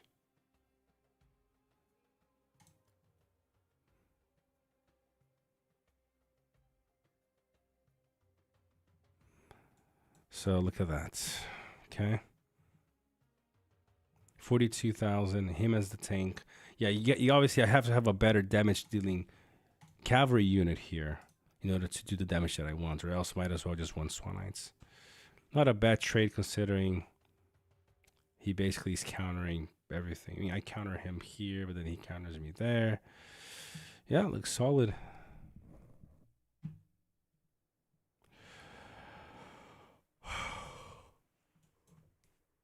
Let's see what we did here.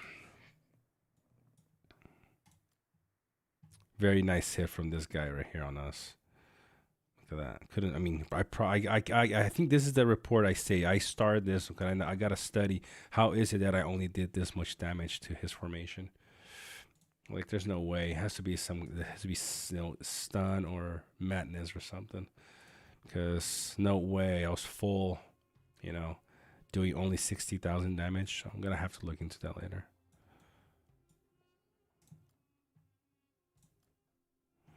There you go. Look at that, 65, you know, 65k. Not bad.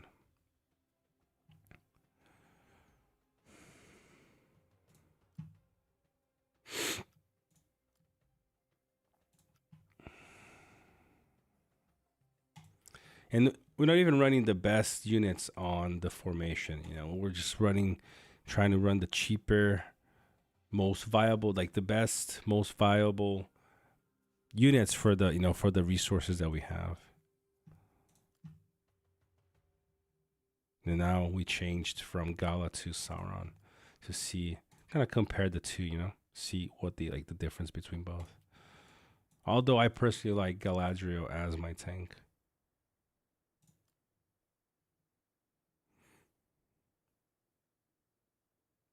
$45,000, not bad. Torpedo, 65k, definitely not bad. Wait, no, that's this one. So 20, yeah, see, I've seen this do 45,000, between 40 to 45,000 on a decent damage dealing unit. So, and Gwaihir is gonna be next. All right, decent. This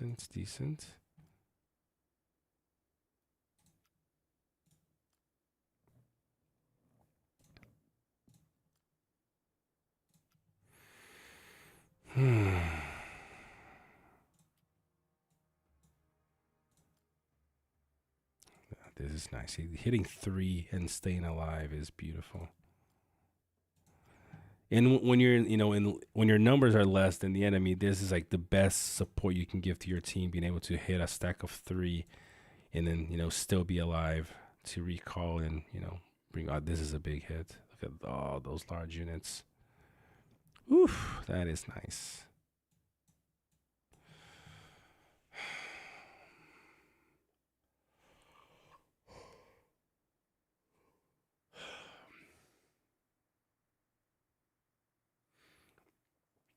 Linus, after a certain levels of Zenith, it really doesn't matter, honestly. You can if you can spread out your like she's a support, so she is the commander that will every Zenith level up to Z10 she uses, it doesn't go to waste. Whereas Dane, I would never go to Dane. If I was giving advice to new players, Z1 is perfect for you. Bjorn, Z1 is perfect for you. Most damage dealers, Z1 is perfect for you. Shadow, I would go to Z10 if I could. He has enough skills that every other point actually supports his primary role. Whereas bottom R0 for Dane, attack to small units, unless you're gonna, it doesn't really make sense. Might as well put it on defense and run dwarves on him or something for power of bloodline. So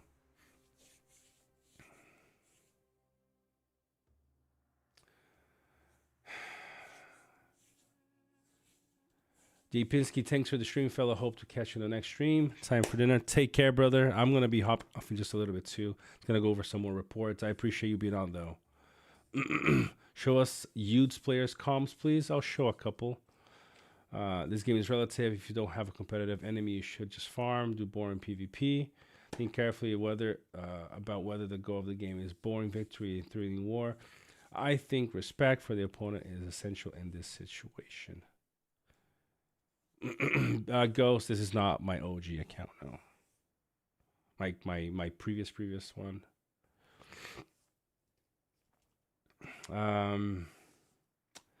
Night Slammer, think of the disinformation being put in this chat to put garbage on the teams. Rather see a proper conversation between people in Discord than put out dirty laundry in here with no full story. So far, server's been good and respectful. Only terror number 3 is horrible.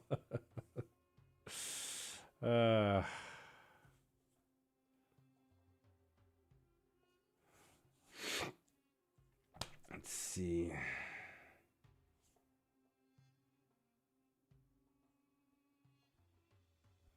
Positions inside the battle. I understand that. See definitely different perspectives, but also positions inside of the metal in the game currently. Yeah, I think so too. My Z10 Dane is a waste. Would love to points in other comps. Yeah, good point. Yeah, Z1 on like most damage dealers is just Z1 is perfect. Helm, thanks for the stream, fellow. Peace, brother. Take care, my friend. Take care.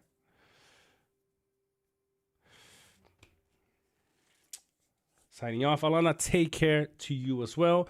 Let's look at a couple more reports, more recent ones, and then we're gonna conclude. Let's look at this. See, Sauron's formation was able to hold off quite a few, all on its own.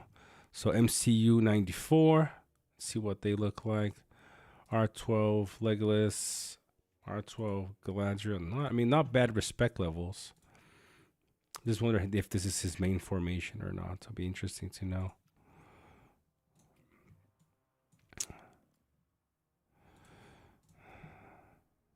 Esteldur.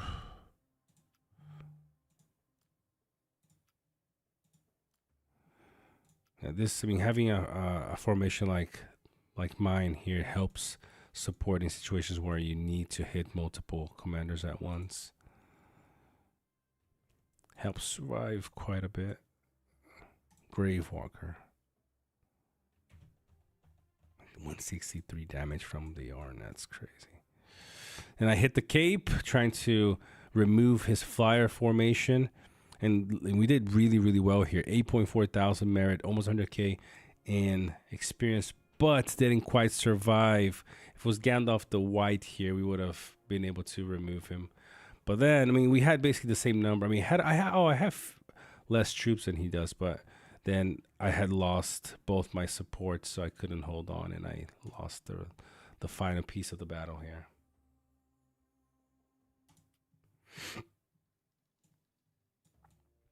Friar Tuck. Oh, this is a good hit too.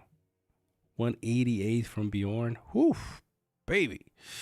That is a nice hit. Oh, a nice formation here from Friar.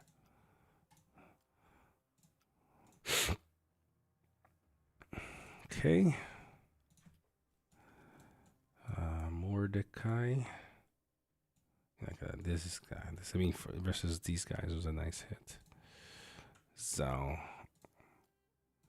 NRP is gonna be like the main formations is basically something like this. For now at least.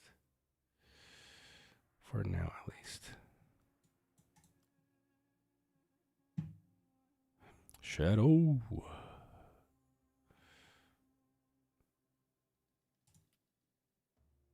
Vest, you know who George Michos is, don't you, on Discord? Unless I'm wrong here, but I think I know who he is. Okay, yeah. Oh man. I'll send Machete at Gores again. Oh, choose your next words carefully. Oh man.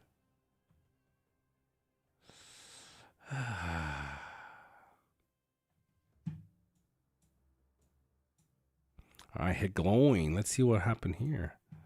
He did really well. Oh, glowing's the guy that has the Z Elmer. Look at that, 104. Pretty something. Maxed out relic. Nice. Pretty nice formation. A lot of damage from him. See, that's where we struggled. See, I don't know, maybe. Gotta have to play around to see how it goes. I mean, not a whole lot of defense on Gandalf. You got a 120, 127 gives you 147 first few rounds. Not enough for the support. 219 focus is not bad, but yeah. So, look at that. This is a good one. See him, look at that. Him as a tank and doing this kind of damage, kind of crazy.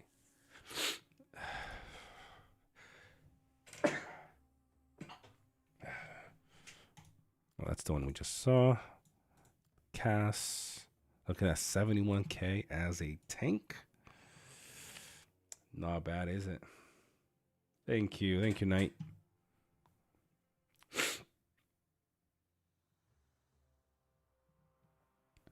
This is pretty nice.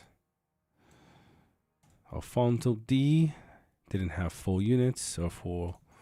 Well, he was in full. Let's have a look at this one here. This looks interesting. So, whoa, okay. Now this time I took Elmer. I did better against Elmer this time. Nice. But look at this change. Putting Helm as the tank. I know, Vessi. Like I said, we don't have the best units to run this, but it's still doing fairly decent. This is a fairly cheap setup. Swans are the most expensive here. Knights and Berserker. I mean, never mind. We got Snagas over here.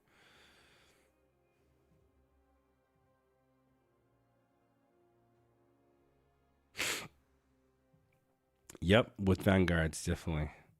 So hopefully next season. Hopefully.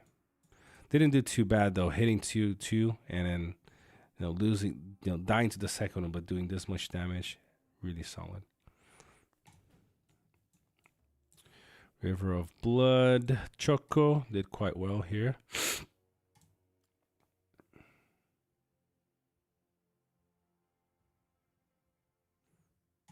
Yeah, GM. Yeah, it is interesting. It's doing fairly well with cheap units, which is good for a situation like we are in right now. Okay, let's look at this one. R6, R10, R11, R5. I mean, two Snaga is definitely a bit really expensive, even though we won with a nice margin. But comparing account levels, I would say not an impressive win, honestly. Spliffzilla. I think I've hit this guy probably. He's probably one of the DSOL players I've hit the most this season. Look at that, 93,000 from Swan Knights. That's not bad. Not this one. His R4 did 36. Okay, a little bit higher than previously. Just joining for the stream, Dark Edition. What's the general impression of Gwaihir so far? Solid. He is going to be a pretty solid commander. Again, you're going to have to build around the units that he boosts, but a solid commander. Most likely. See, this is a very expensive build. I mean, he also lost 2 really expensive units, but so 3 T4s. Yeah.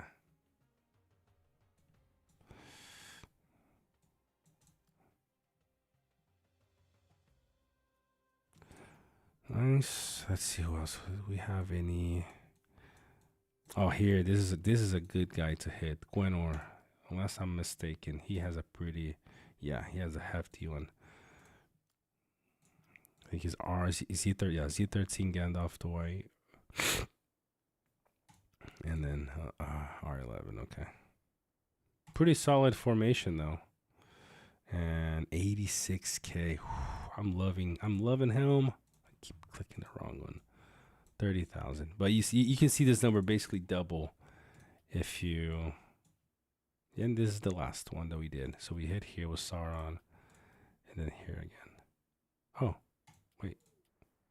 Okay, yeah, right here.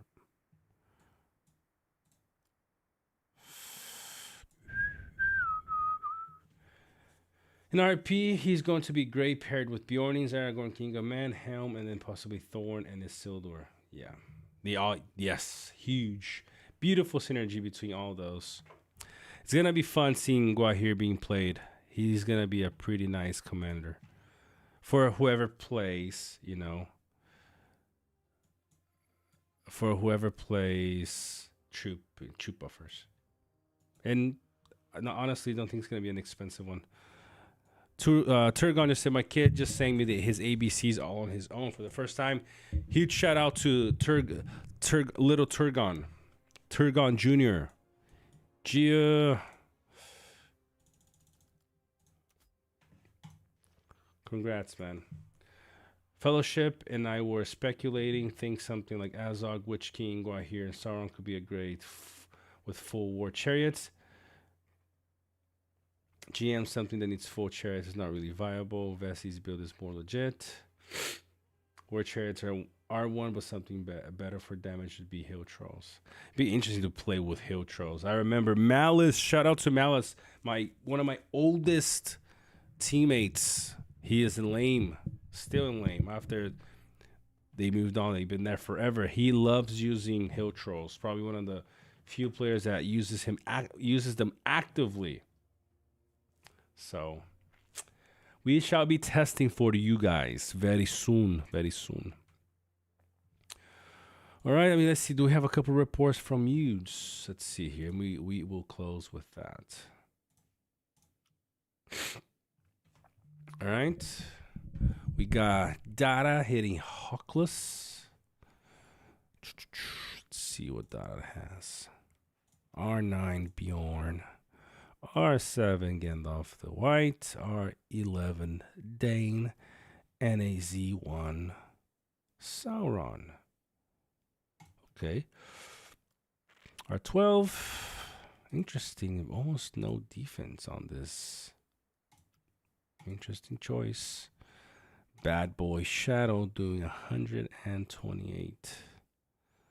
R10 Saruman and Undying. Pretty prime evil, all evil formation there. Like the guys were saying, fire is basically an all old RP evil. So I played with fire a season, I believe. One of my alts. Suna, good to see Suna. 231 defense on. It's nice having that defense on Sauron. Z1, Z2, and R14. Ooh, look at that. CLF rocking the Falcon. These two go really well together. Falcon and Undying. If you like playing Falcon, you kind of want to, my recommendation would be to kind of pair him up with with Undying. Does really well. R12 with an almost maxed out relic. That's disgusting. 221 defense. Z8 with old school 1.0 gear. Can you believe that?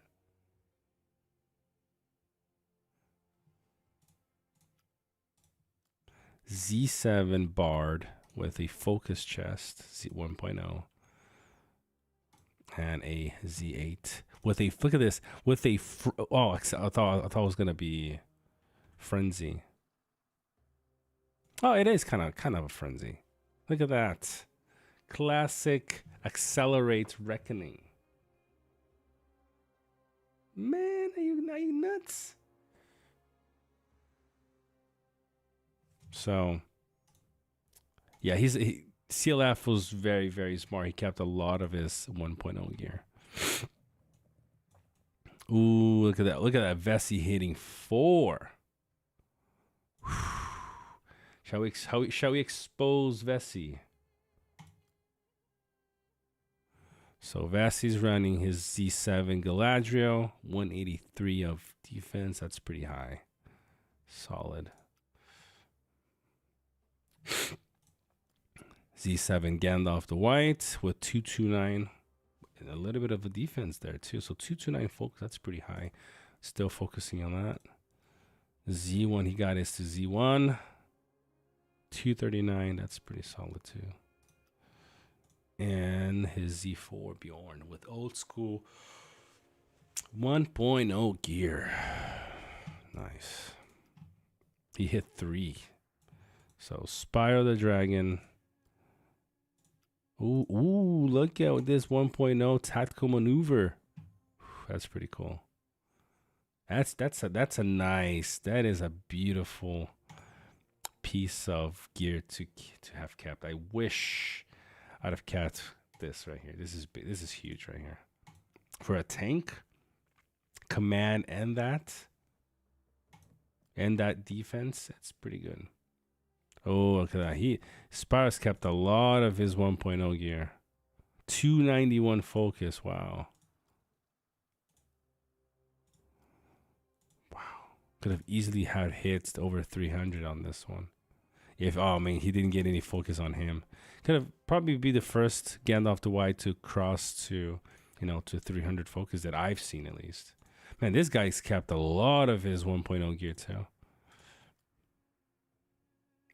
Wow, that's pretty good. Then he hits Cleed and takes him out with a Lothar, R13 Lothar. I like seeing these builds. Cleed is one of the guys that I've seen running troop formations.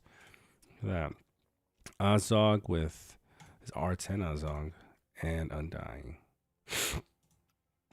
And he took him out, then took this guy out, and then lost to Super Biscuit. This guy's loaded too. Z1 Sauron, the Z10 Gandalf the White, Z6 Dane, and a Z7 Gimli Beast. All right, guys, let's give a couple more minutes to the chats, and then we're gonna close for tonight. So, don't forget, our goal was to get Gwaihir to R10. Oh, I didn't. I thought I was. Where is the thingy? Where is the thingy? Not this one. Not this one. Oh no, not this one either. What the? Oh, it's probably because of this. There we go. All right, so all of the donations from today is gonna go into the little piggy bank for Gwaihir R10. Let's see what we go.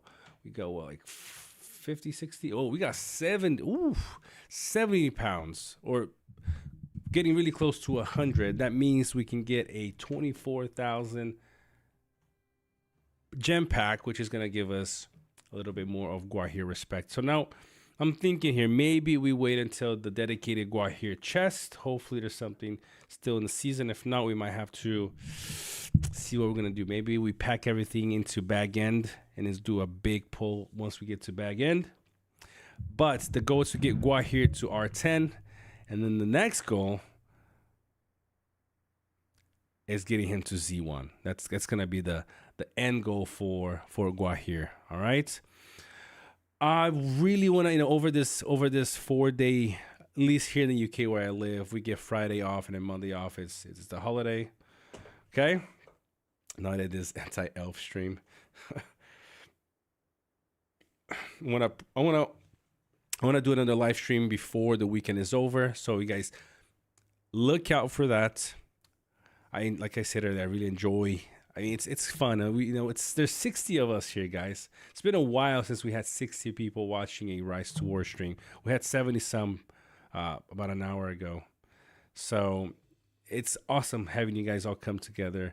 And everybody's always busy doing stuff. Discord, we message, but we don't really get a whole lot of time to live interact with each other. So it's good to see you guys talking in the chat. We're gonna do another live stream later in the week. We're gonna plan that tier list where we're gonna bring in a few people that we know.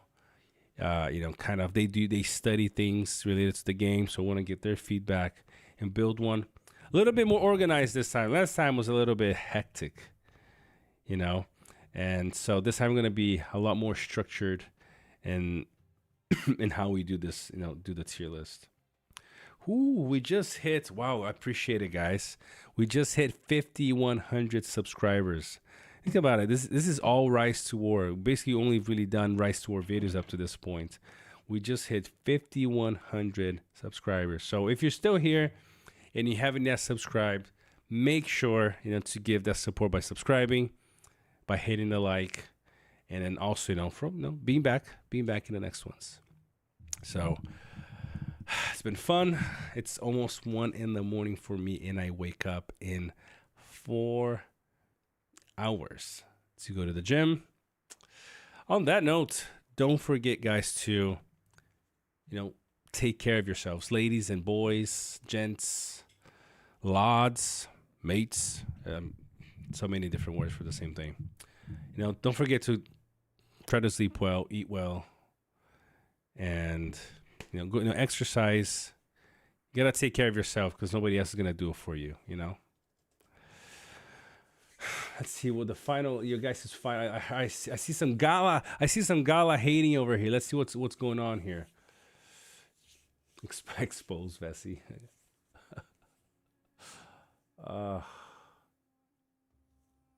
Yeah, that's you gotta when Shadow's weakness. I mean, Shadow. If you can say it's a weakness, Shadow doesn't do as well versus Swan Knights because they soak up all that damage. Scalehounds, I've been really impressed with Scalehounds, really. They still, with very low HP, still do quite a bit of damage.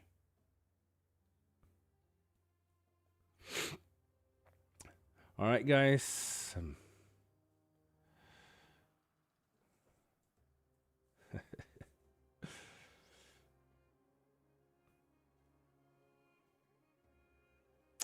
Lotr. All right, guys, that's gonna do it. I gotta go. I'm getting tired. All right. I appreciate everybody. It's been fun. I've been wanting to talk to you guys about Gwaihir since the morning because I was like, yeah, he's looking pretty solid. And a few reports and things here have been confirmed that he's gonna be really solid. So if you run troop commanders, we still got 4 days to do the polls on his dedicated chest. So you can wait a little bit, but most likely, he's gonna be a very solid troop buffer commander. If you like playing with that or if you're gonna start investing into those, he's definitely gonna be one to look out for. All right. Shout out to all the super chats tonight. I'm really grateful for all of that, and we're gonna be using that to pump up Gwaihir 100%. Okay, Cleona, Stephen, Vessi. I mean, if you guys put all your names, I'd be reading all you guys' names, but I can see the last ones in the chat. GM, Linus, Knight, Ghost, Linus. Who else we got here? Blue Eyes, Dark Magician, Drake, Jax, Law, Iron, Wyman, Biggie, Porky, Bacon, Salami, Lettuce. Yeah, I appreciate everybody. You take care, and we will see each other very, very soon. Peace out.